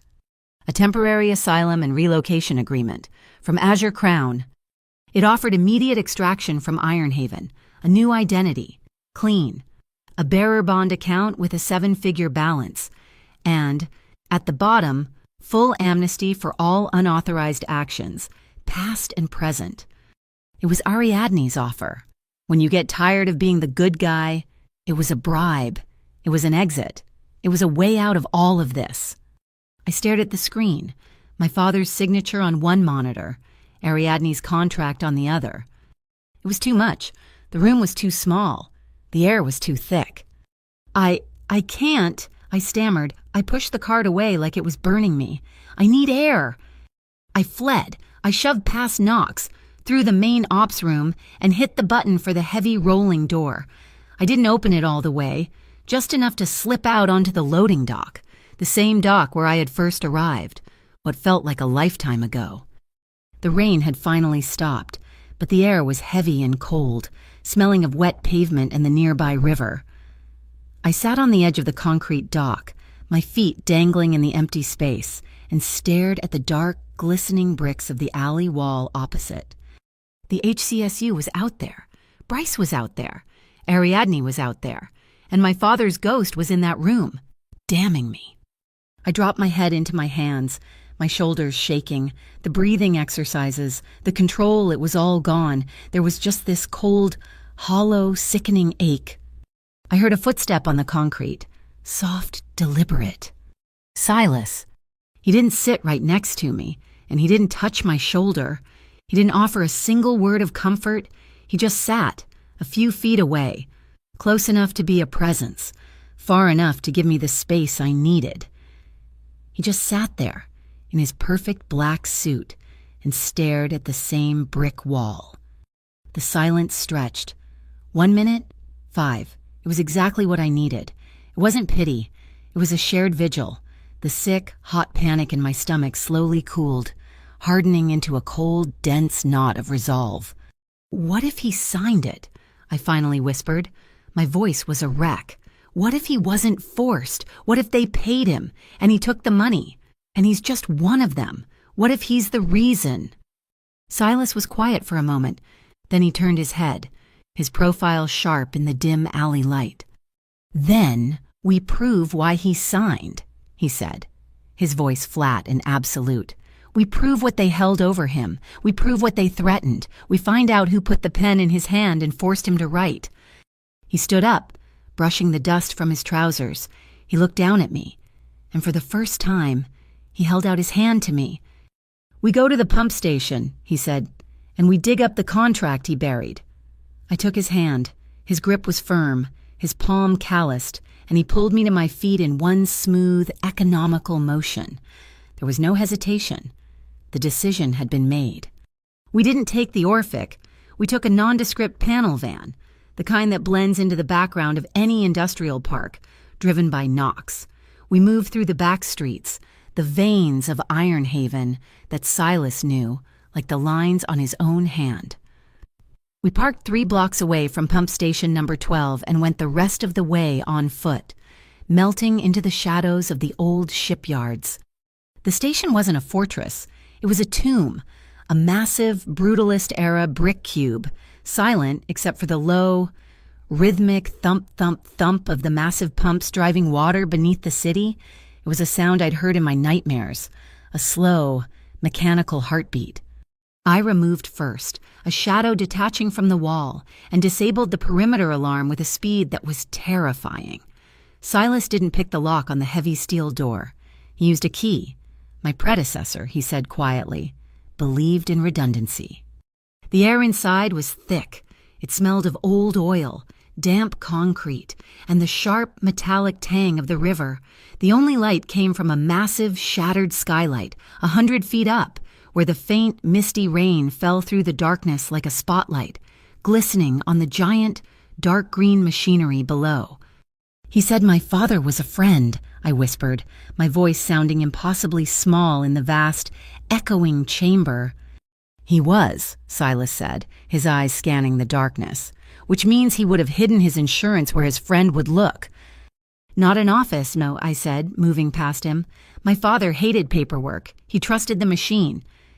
I led the way down a set of iron catwalks, our footsteps clanging, echoing the rhythm of the pumps. I knew this place, not from visiting, but from his complaints, the endless stories about the failing gaskets on number 3, the inconsistent pressure from number 5, and the haunted master panel. It was on the lower level, a massive wall of gray painted steel, covered in analog dials and thick switches. I found the specific panel he always talked about, panel 12B. It looked identical to the others, but I ran my hand over it. The paint. It was different, smoother, newer. He painted over it, I whispered. He hid it in plain sight. I pulled the laser pen from my pocket. The intense blue beam cut through the air. I didn't aim for a lock. I aimed at the paint itself. I began to cut a neat 10-inch square, the smell of vaporized enamel filling my nose. The beam sliced through 4 layers of city-grade paint, and then metal. But not the solid steel of the panel. A seam. I used the tip of the pen to pry it open. A small, flush-mounted door, no thicker than a cookie sheet, popped open with a quiet hiss of displaced air. Inside, nestled in oilcloth, was a small, round 8mm film canister, and resting next to it, a single, heavy, ornate brass key. My father's insurance. I grabbed them. I turned, a strangled cry of triumph in my throat, and the world exploded in light.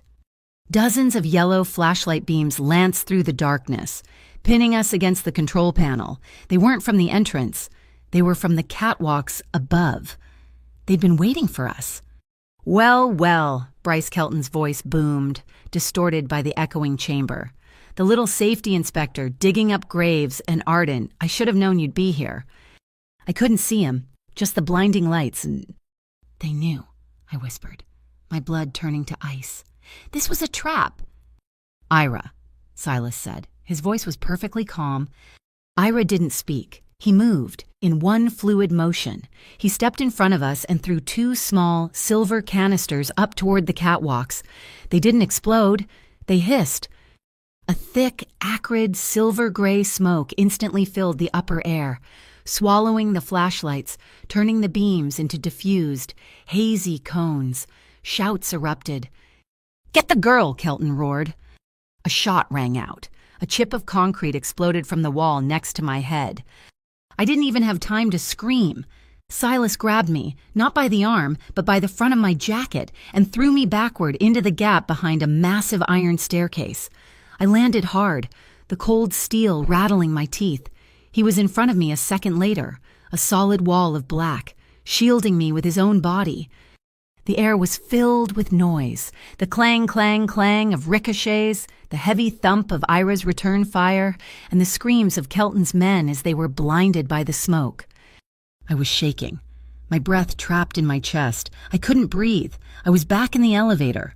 The walls were closing in. Silas leaned in, his body pressing me hard against the vibrating steel. His mouth was directly at my ear. His breath was hot, a stark contrast to the cold fear gripping me. "Trust me," he whispered. The words, his breath, his absolute proximity, it was a jolt, a current that shot right through the panic. It wasn't just fear. It was something else. A wild, terrifying, electric focus. He wasn't scared. He was in his element. I managed a single, sharp nod, my hair brushing against his cheek. "Ira Conduit," Silas shouted. He didn't give me time to think. He grabbed my hand and pulled me, crouching low, running from the cover of the stairs. I saw what he was aiming for, a massive 4-foot diameter ventilation duct, its cover hanging open. Ira laid down a final burst of covering fire. We dove into the duct. It was pitch black, smelling of rust and dead air. I scrambled forward on my hands and knees, Silas right behind me, his hand on my ankle, pushing me, guiding me. I could hear muffled shouts and the heavy thump of boots on the metal behind us. We spilled out, falling onto a vibrating steel floor. We were in another room. This one wasn't echoing. It was filled with a deafening, high-pitched whine. The turbine room. Silas slammed the heavy steel door behind us, throwing 2 massive, rusty bolts. The sound of the fight was gone, cut off. There was only the overwhelming, deafening shriek of the generator. We were safe. I leaned against the wall, gasping for air, the film canister clutched in my hand, my whole body vibrating, not just from the machine, but from the adrenaline. And then the crash came. The shaking started, deep and uncontrollable. I'd faced down Bryce. I'd infiltrated the gallery, but the gunshots, the feeling of being hunted. My knees buckled. Silas caught me, but he didn't say, "It's okay." He didn't offer any empty platitudes. He just grabbed my upper arms, holding me steady, forcing me to stand. "You're okay, Lila," he said, his voice cutting through the whine of the turbine. "You're here. You're safe. Breathe." I looked at his face. He was covered in grime from the duct. There was a smear of dust on his cheek. His eyes, those cold gray eyes, were blazing. He saw the terror in my face. He saw me shaking. Slowly, deliberately, he let go of my arms. He raised one hand, his fingers covered in dust. He didn't touch my shoulder. He touched my face. His thumb, rough and calloused, brushed the grime from my cheek. It was the gentlest thing I had ever felt. My breath caught. I didn't think. I reacted. I grabbed his wrist, holding his hand to my face with my other hand. I pressed it flat against his chest, against his heart. It was hammering, a wild, frantic, trapped bird rhythm that matched my own. He wasn't a statue. He wasn't made of stone. That realization, the shared, frantic proof that we were both just alive, broke the last thread of my control. I surged forward, pulling his face down to mine. Or maybe he met me halfway. It wasn't a kiss. It was a collision. It was nothing like the kitchen. This was desperate. It was raw. It was the frantic, breathless, clawing need to affirm that we were here, that we were breathing, that we had survived. It was deep and bruising, and it tasted of dust and adrenaline and the metallic tang of fear. His other arm locked around my waist, pulling me tight, lifting me slightly off my feet. I was pressed against the cold, vibrating steel wall, but my front was a furnace, lit by the contact. My fingers tangled in his hair, which was damp with mist and sweat. His hand, the one I'd grabbed, was now cupping the back of my neck, holding me, anchoring me. The whine of the turbine was a single, sustained note that blocked out the entire world. There was nothing but this. His mouth, his hands, the solid, living, breathing proof that we were not dead. The kiss deepened, shifting from frantic survival to something else, a darker, hotter need, a raw, building pressure that had nothing to do with the fight and everything to do with the man holding me.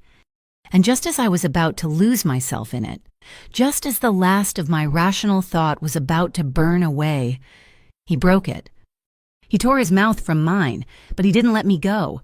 He just rested his forehead against mine, his chest heaving, his breath coming in hot, ragged gasps that matched my own. We were both shaking. My eyes fluttered open. He was looking at me, his eyes dark and dilated, his face inches from mine.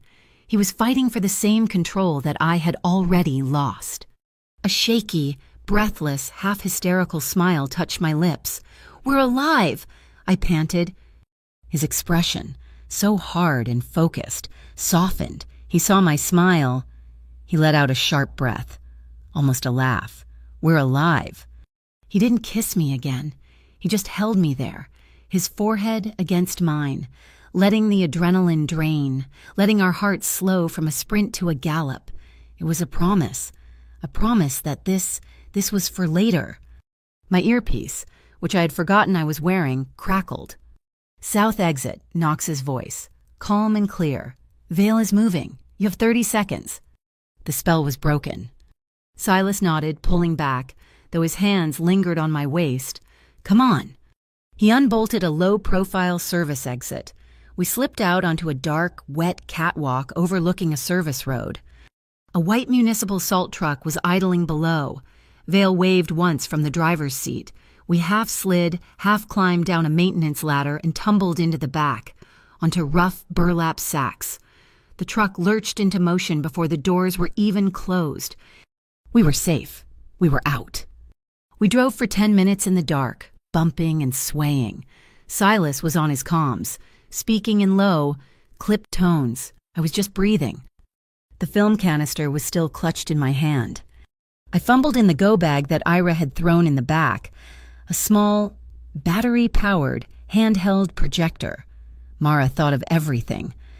"Knox, cut the lights in the back. Silas said. The truck bed went pitch black. I threaded the small reel, my hands still shaking. I pointed the beam at the flat, white-painted metal wall of the truck. A clicking sound, and then an image. It was grainy, silent. It was my father, Eamon Hart. He was in his workshop. He looked tired, worn down. But it was him. He was humming. I could see his throat move, the lullaby, the one about the river and the moon. A sob caught in my throat. Then the camera panned. A man was sitting across from him. I couldn't see his face, just his hand resting on the table. He was wearing a heavy, gold signet ring, set with a deep blue stone, the azure crown. He pushed a stack of papers toward my father. My father's face, it was a mask of grief. He looked broken. He picked up the pen. He signed the paper, E. Hart. He'd done it. He was guilty. I let out a small, broken sound. But the film wasn't over. As he put the pen down, his eyes, those familiar, kind eyes, darted up, directly at the camera, as if he knew he was being filmed, as if he knew who would be watching. His face was a mask of cold, desperate warning. The film flickered. He looked right at me, right through the years. He mouthed a single word. No, two. I read his lips clearly. Trust Ardent. The film ran out, the white-hot bulb projecting a blank square on the wall.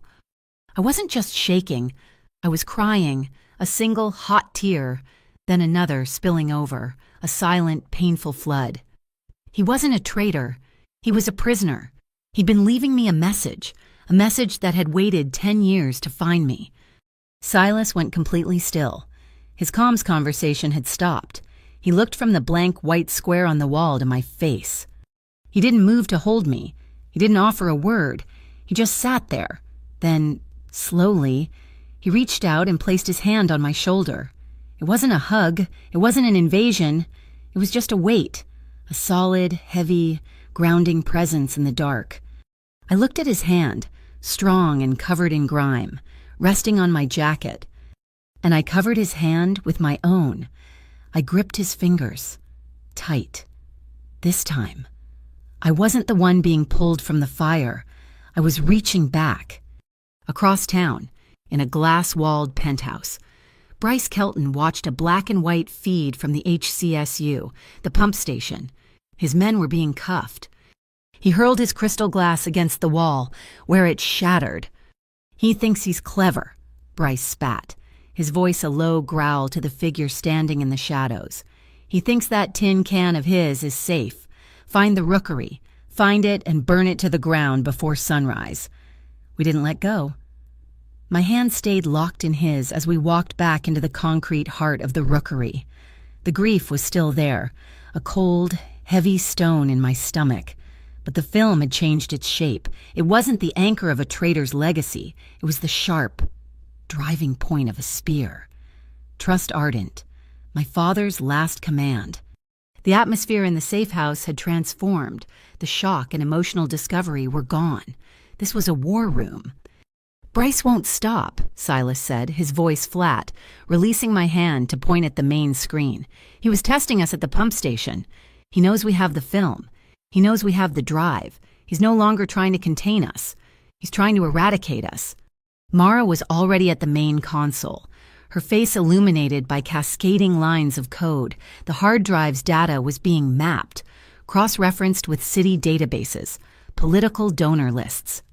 He's deeper than we knew, she said, her voice sharp with a cold, academic fury.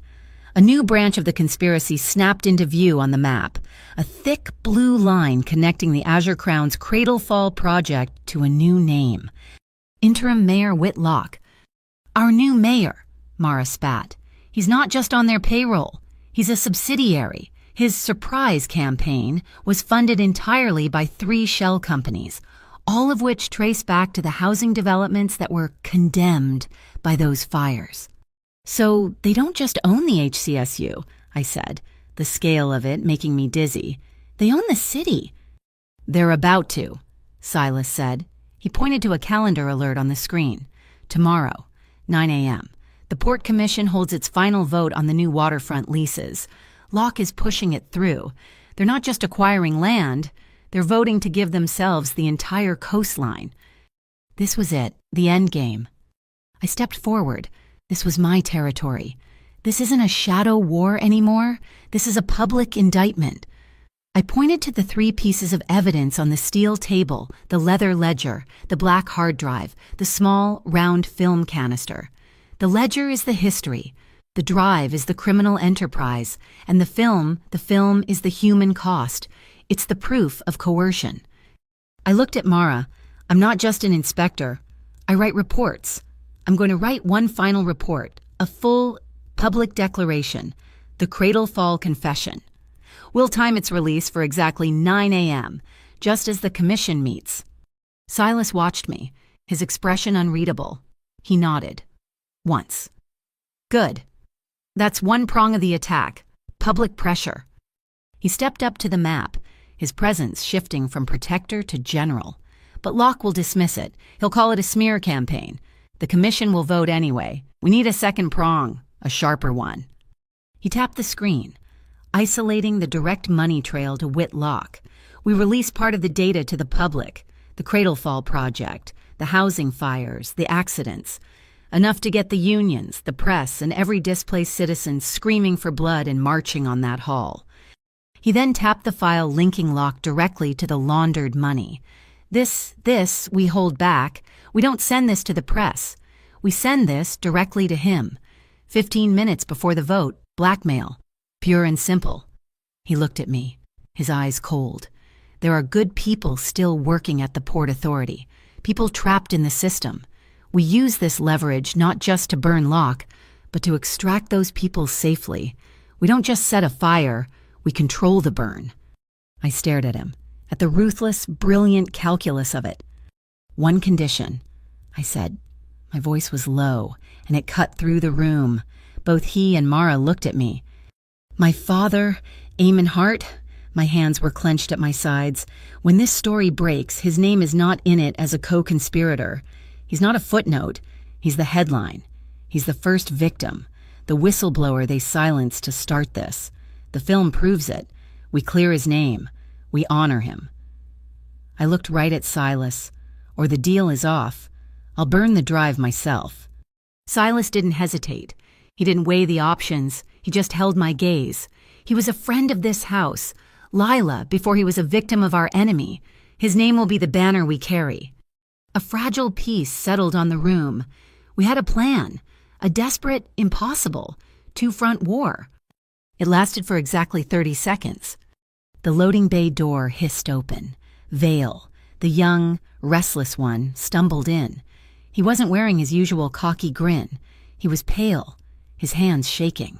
He'd been on perimeter watch, monitoring HCSU comms. "They're coming," he choked out. They're here."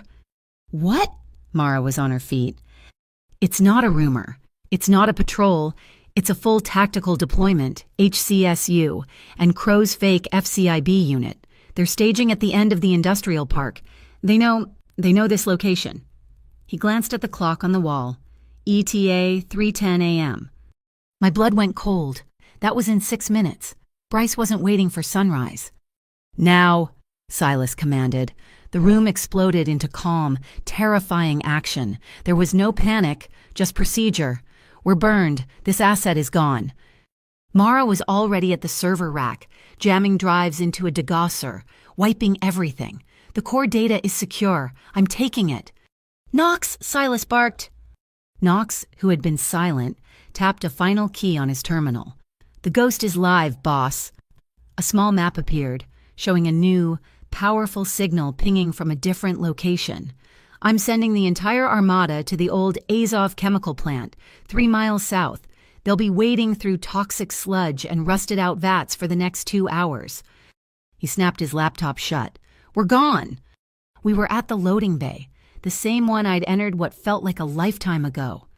2 panel vans were idling, their engines silent. This was it. Evacuation. "Mara, you and Ira take the core data. Head for the north checkpoint," Silas ordered. "Knox, you run the ghost protocol from your van. Keep them occupied." "What about you?" I asked, my voice hoarse. Bryce isn't just sending HCSU. He's sending his own men, Silas said. Vale and I will run interference. We're the real target. He was about to turn, to get in his van, but he paused. He looked at me, at the film canister and the brass key I was still clutching in my hand. He reached out and closed my fingers over the key. You earned this, he said. The film was the message. This is the inheritance. My predecessor didn't just trust your father with his life. He trusted him with his secrets. I stared at the heavy, ornate brass key. Where would a mechanic, a union man, keep his last will and testament? Not a bank, not a vault. The memory hit me like a physical blow, a cold, marble floor, a lollipop from a teller. The North Key Cooperative, I whispered. Silas and Mara both looked at me. It was the old dock workers' credit union, I explained, the pieces falling into place. My dad, he made me open my first savings account there when I was 8. He said it was a bank for workers, not for suits. They had old, pre-war safe deposit boxes. The mechanics used them to store their papers, their tools, their secrets. It's still there, Mara said, already pulling up the address on her tablet. Rebranded as a community bank. But the vault is original. I'm going, I said. It wasn't a question.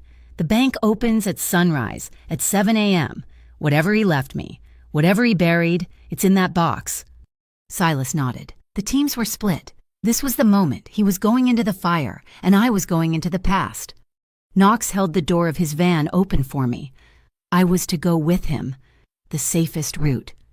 Silas and Vale were walking to the other van, the one that would lead the chase. Silas? He stopped, his hand on the van's door. He turned. The dim light of the loading bay carved his face out of the shadows. If I don't get out, I said, my voice shaking, but my resolve firm. If they're waiting for me at the bank, if Crow or Bryce, if I don't make it, you have to promise me. Lila? He started. No, promise me, and I insisted, stepping toward him. You release the data, all of it. You burn Locke, you burn Crow, and you clear my father's name. You promise me. He didn't answer. He walked back to me, closing the distance between us in 2 long, fast strides. He didn't look like a boss or a general. He looked like the man in the turbine room, his eyes blazing with a contained, furious fire. He put his hands on my shoulders, his grip like steel. I'm not clearing his name, he said, his voice a low, rough growl that was meant only for me. I'm clearing yours. I am getting you out of these shadows. You will come back. He didn't wait for me to reply. He didn't kiss me. He didn't have time. He pulled me in. It wasn't a kiss. It was a hug. Fast, hard, and desperate. It wasn't tender. It was tactical. It was the frantic, grounding act of a soldier bracing his partner before a breach, my arms wrapped around his waist, my fingers grabbing the thick fabric of his jacket, my face pressed for one fleeting second against the solid, steady wall of his chest. I felt his heart, beating its controlled, powerful rhythm. It was over in an instant. He pushed me back, holding me by the shoulders. His eyes were locked on mine. There were no promises of, be careful. There were no words of affection. There was just a shared, silent, terrible understanding. Go, he said. I turned and climbed into Knox's van. The door slid shut, plunging me into darkness. I felt the vehicle move, pulling out of the bay, leaving the rookery behind forever. The night was almost over. Dawn was a faint, sick, gray line to the east. The air in the van was cold, and it didn't smell like rain or the harbor. It smelled like ozone, like the electric. Pressurized silence right before a lightning strike. Ironhaven was holding its breath. Miles away, in a glass-walled penthouse high above the city, Ariadne Voss watched the red and blue lights of the HCSU convoy snake toward the chemical plant. She held a delicate porcelain cup, the steam rising in a perfect, straight line. Bryce Kelton was pacing behind her, his face a mask of purple rage. "I told you to burn it," he shouted, his voice echoing off the glass. "I wanted a fire. I wanted Ardent's head." Ariadne didn't turn. She just watched the false raid. "You're going to burn the bird's nest.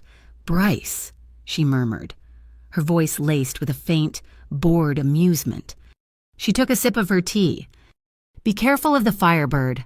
I walked into the North Key Cooperative at 7:01 a.m. The bank was a tomb of polished marble and old, dark wood, smelling of floor wax and old money. My footsteps echoed, too loud in the morning quiet. The brass key felt impossibly heavy in my pocket. A piece of a forgotten world. The young teller at the counter looked up, bored. I need to access a safe deposit box," I said. My voice was husky. "It's an old one." "Third vault," she said, not looking up from her magazine, just pointing a polished nail. "Mr. Henderson." An elderly man in a bow tie, who looked as old as the vault itself, slowly led me to a massive circular steel door. He took my key, then his own, and we walked into the vault. The air was cold, still, and dead. "Box 118, I said. He found it. He slid his key in. I slid mine in. The brass clicked, a heavy, satisfying thunk that resonated deep in my bones. He pulled out the long, narrow metal box. "I'll leave you to it," he said, gesturing to a small, private viewing booth. I didn't make it to the booth. I set the box on a marble counter, my hands shaking so badly I could barely lift the lid. It wasn't full of money, it was full of him. My father. There were 3 things inside: a small stack of letters, bound in twine, a heavy, dark, wooden object, wrapped in oilcloth, and a single faded photograph of me, age 8, missing my 2 front teeth. I unwrapped the wooden object. It was a seal, a heavy, carved stamp. The words Iron Haven Dock Workers Association were carved in reverse around a central image of a crane and an anchor. It was his union, his heart. I grabbed the letters. The first few were just notes, to me, about my school, about a bike he was fixing. Then the last one, the one written on different paper, his hand, but it was frantic. The ink pressed hard into the page. "My Lila, if you're reading this, I am gone, and they have made me do the unforgivable. They came to me, the men with the blue crown. They didn't offer me money, they offered me you." My breath caught. I had to lean on the counter. They showed me pictures. You at your school bus stop, you at the playground. They said they would make it an accident, a crosswalk, a playground tragedy. A sob, a hard, dry sound, ripped from my throat. I had to sign, to buy your safety, to keep the wolves at bay. They made me part of Cradlefall, but I've been leaving a trail. I put this here. I sent word to the only man I ever trusted, the man who protected our docks, the man who raised a son named Silas. I send this seal to him, to Ardent's heir, as my last will. Trust him. Lila, he's not like them. He's one of us. The letter ended there. He had run out of time. I was crying, tears of grief and rage and a vindication so sharp it was painful, all blurring together. He wasn't a traitor. He was a father. I had no time. It was 8:15 a.m. I pulled out the burner phone Knox had given me. I held the letter, my hands shaking, and I hit record. I filmed myself reading the last letter. My voice cracked. I didn't care. I let the world hear the pain, the proof. Then I held up the heavy wooden seal. "My name is Lila Hart," I said, my voice thick but strong. "My father was Eamon Hart, and the Azure Crown. They didn't just take his job. They took his life, and they almost took mine. The Port Commission vote at 9 a.m. is not a lease. It's the final theft. Project Cradlefall is real." I hit send. The file went straight to Mara. At 8:45 a.m., Silas Ardent walked into the Port Commission hall. He wasn't a shadow. He was a statement. His black suit was a void against the polished wood and brass of the hall. He took a seat in the public gallery, as if he were just another concerned citizen. Ira and Vale, in suits of their own, flanked him. He was a king, holding court in his enemy's castle. At 8:50 a.m., Bryce Kelton's master stroke failed. He had tipped off a local news station, promising them the live-action bust of the Ardent Syndicate. The cameras were rolling as the HCSU and Crow's fake FCIB unit used a battering ram on the doors of the Azov chemical plant. They found nothing, just acres of rusted-out vats, toxic sludge, and a single spray-painted message on the wall, "Wrong nest." The live feed showed the HCSU officers, their faces red with embarrassment, wading through ankle-deep green water. Bryce, watching from his car, threw his phone against the dashboard, cracking the screen. The ardent syndicate was a ghost. At 8:55 a.m., Ariadne Voss, watching the same feed, smiled. She saw the video of me, which was now exploding across the dockworkers' internal networks. She saw the HCSU looking like fools. She saw the stock ticker for the Azure Crown's public holding company dip, just 0.5%. But it was a bleed. She picked up her private line. "Execute risk protocol. Alpha 7, yes. Blame all financial irregularities and unsanctioned operational risks on Kelton. Immediately. Cut him loose." At 9:02 a.m., the Port Commission meeting was in chaos. Interim Mayor Whit Locke was at the podium, his face pale and sweating. He had just received the blackmail file from Silas. We must postpone this vote," he stammered. "No," a voice shouted. It was Director Jalen Crow, standing at the back. "We will proceed." "I think not." The heavy oak doors of the hall burst open. It was me. I wasn't an intern. I wasn't a waitress. I was Lila Hart. And I was holding the massive wooden seal of the Dockworkers Association high above my head. And behind me, the hall flooded. Dozens of men in canvas jackets and steel-toed boots, the dockworkers. They had seen the video. They were here for Eamon Hart's daughter. They flooded the chamber, not with violence, but with presence. They filled the aisles. They lined the walls. They banged their hands on the tables, a slow, rhythmic thump, thump, thump that sounded just like the pumps under the city. "Investigate Cradlefall," one of them roared. "We demand an investigation."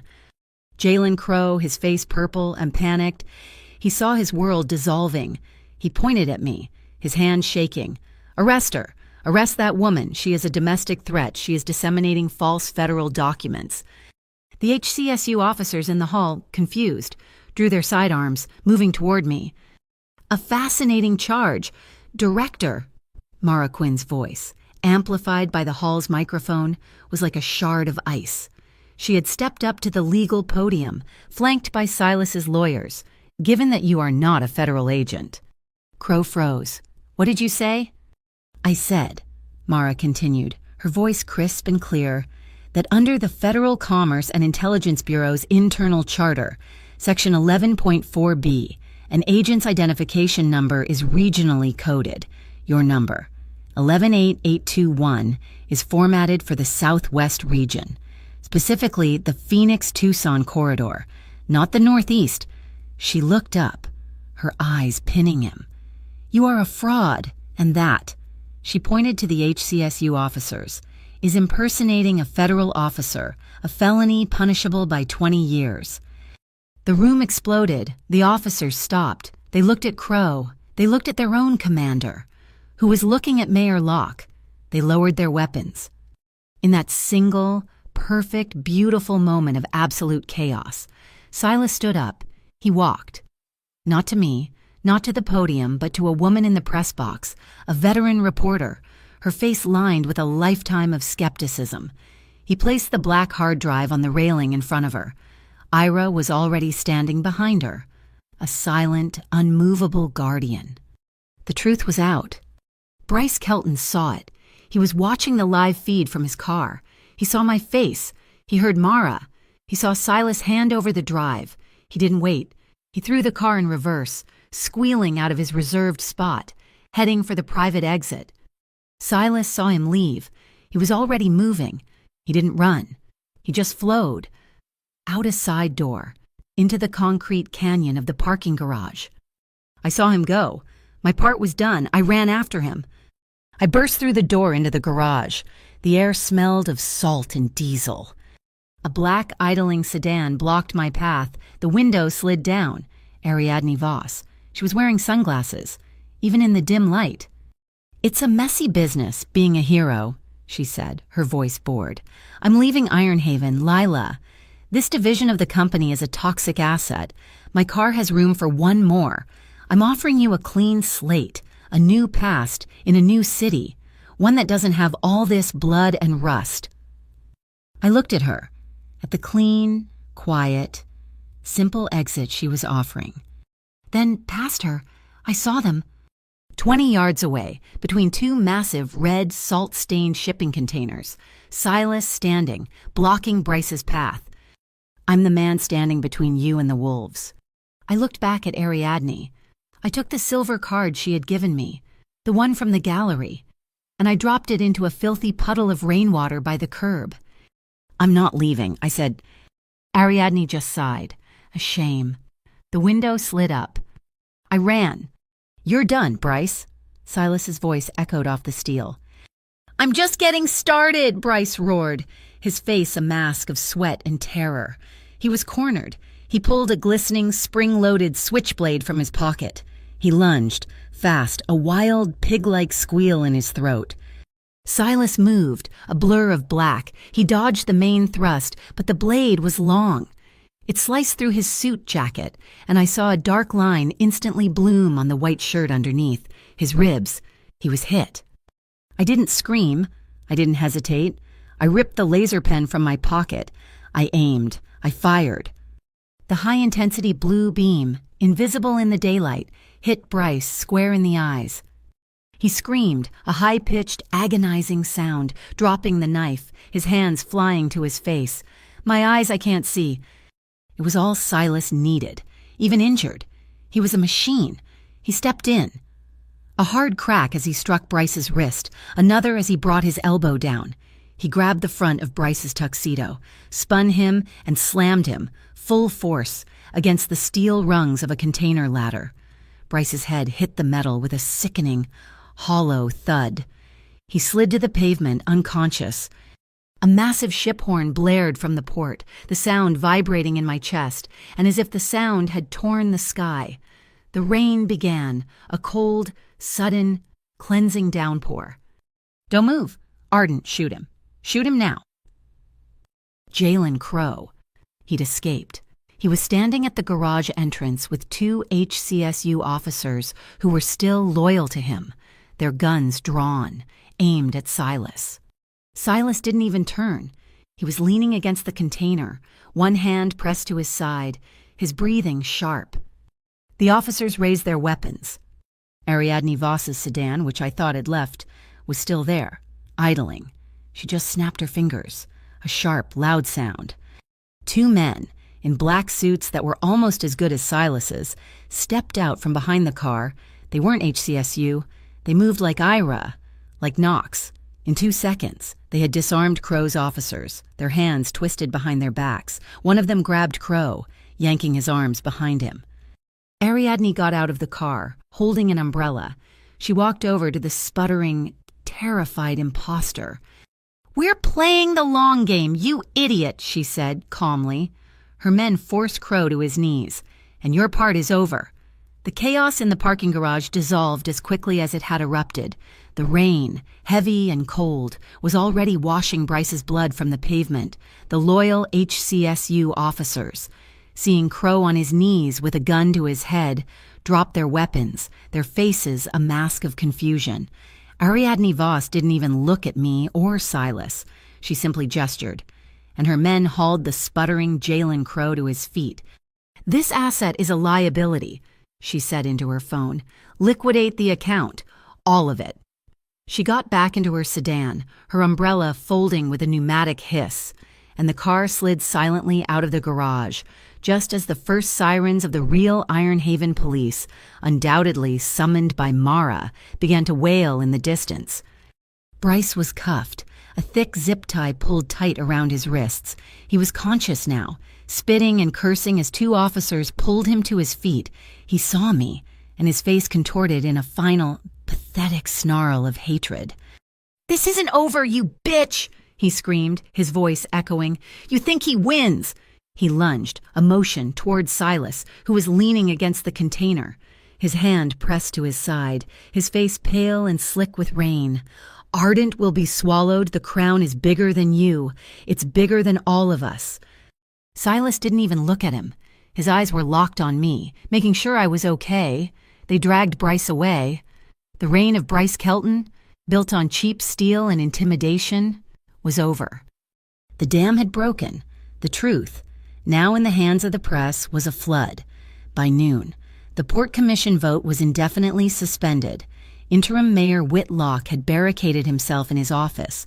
Jalen Crow was being held on multiple federal charges, starting with impersonating an officer. The Harborview Civil Security Unit was temporarily dissolved, its authority revoked, its assets frozen pending a citywide investigation into Project Cradlefall. Later that day, on the burner phone, I received one final voice message. It was Ariadne. Her voice was calm, bored, as if she were commenting on the weather.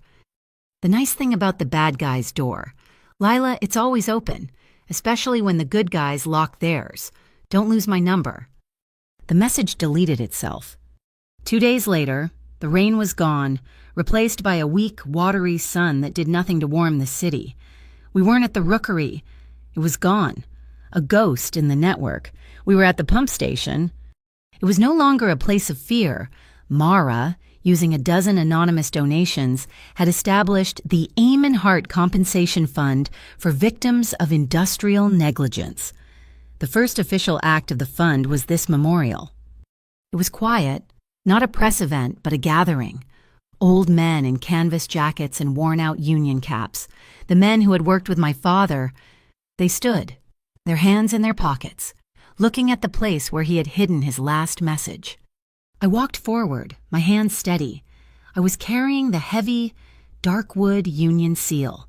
It had been cleaned, its deep carvings polished.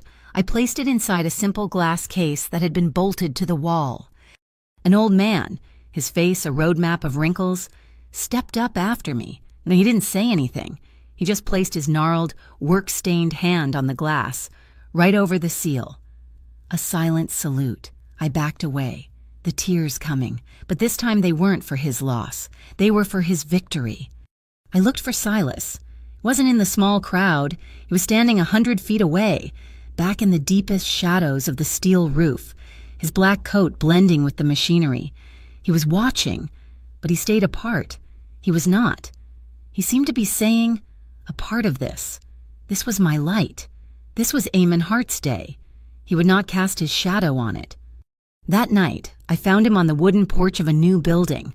It wasn't a hidden safe house. It was a half-finished workshop on the waterfront funded by the Ardent Syndicate, a new community center and trade school for the dock workers. They were rebuilding. He was staring at the city lights on the water. He'd changed his shirt, but I could see the thick white bandage through the thin cotton. He moved stiffly. "They honored him," I said quietly. "It was his due," Silas replied, his voice hoarse. He was tired. The fight, the wound it had cost him. He turned to me. He was holding a piece of paper. It was the receipt from Marlin and Company, the one he had written my safe passage clause on. He held it out to me. "Your freedom," he said, his voice low and rough. "It's more important than any victory. The city is safe. You're free to go, the way we agreed." I looked at the flimsy piece of paper, the promise of my exit, the life I could have. I didn't take it. Instead, I stepped closer. I looked at the dark, ugly stain on his bandage, a small, fresh bleed. "You're protecting the entire city," I said, my voice barely a whisper. "Who's protecting you?" My fingers, trembling slightly, reached out. I didn't touch the paper. I touched him. I gently lifted the side of his shirt, my knuckles brushing his skin, just enough to check the dressing. It was clean, but the wound beneath was angry. He stopped me, his hand covering mine, his grip warm and sure. He held my hand against his side, against the heat of his skin, against the proof of his wound. He didn't speak. He just led me inside, away from the cold night air. The room was warm, lit by the golden, flickering light of a single, blazing fireplace. The smell of fresh-cut pine from the construction and wood smoke filled the air. The rain had started again, a gentle, drumming rhythm on the new roof. He stood in front of me, his hand still holding mine against his side. He just looked at me. He was searching my face, not as a general, not as a boss, but as a man who was finally, completely, off duty.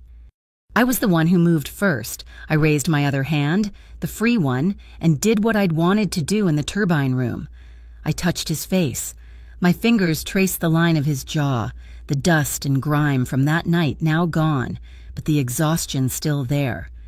He closed his eyes, leaning into my touch. This kiss was not the collision in the pump station. It was not the hesitant discovery in the kitchen. It was an arrival. It was deep and slow and searingly gentle. It was a conversation without words. His lips were soft, and he tasted of the coffee he must have been drinking and of the wood smoke. It was a kiss of profound, staggering relief. My hands moved from his face, one sliding to his uninjured side, the other to the back of his neck, my fingers threading into his hair. His arms wrapped around me, his hands splayed wide across my back, holding me, not with the desperate strength of the fight, but with a simple, solid, grounding claim. He held me as if I were the only fixed point in his world. We moved, slowly, just breathing each other in, until we were on the wide, comfortable couch in front of the fire. We just held each other. His head rested in the curve of my neck, his breath finally slowing, warm against my skin. My hand slid under his shirt, feeling the heat of his skin, the tight wrap of the bandages. I felt the tension, the years of coiled, controlled vigilance. Just release. It was a surrender, not to me, but to the moment. We stayed there, in the warm, golden light, our bodies pressed together, a silent, unspoken vow. It was trust. It was safety. It was the future. We didn't cross the final line. We didn't need to. Our hearts had already chosen. The next morning, I signed a new contract, not for a severance, not for an escape. My new title, Community Transparency Supervisor. My job, funded by the new Port Commission, was to be the independent auditor for every new construction project on the waterfront. I was the watchdog, the inspector. I had my old job back, but with real power. My work was independent, but my protection that was guaranteed by the ardent syndicate. Silas was changing, too. He was honoring his mentors and my father's true legacy. He was pulling the syndicate out of the gray. No more money laundering, no more backroom deals. He was reshaping his power, his soldiers, into a legitimate community security force. He was becoming what my father had believed he was, the port's protector. A week later, I found myself walking past the Marlin and Company. I'd heard it had a new owner. I stopped. On the wall, where a generic print of a sailboat used to be, there was a new piece of art. It was a framed, black and white photograph.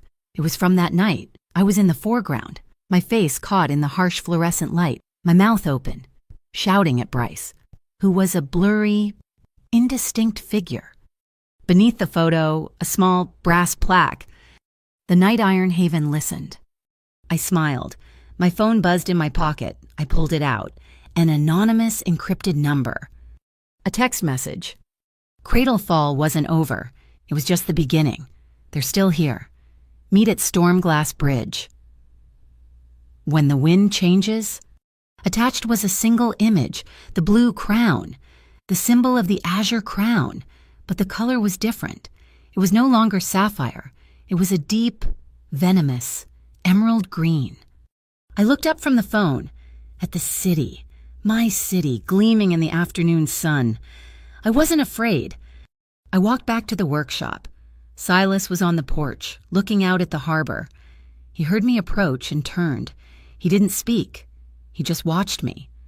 I stood beside him, and he put his hand on the small of my back, not a gesture of possession, a gesture of partnership. I smiled, looking at the wind moving on the water. When the wind changes, I said, we change how we dance.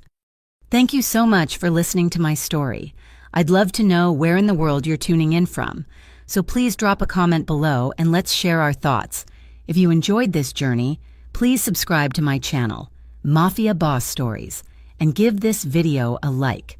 And if you really want to support the channel and help this story reach more people, please press that hype button. It means the world to me.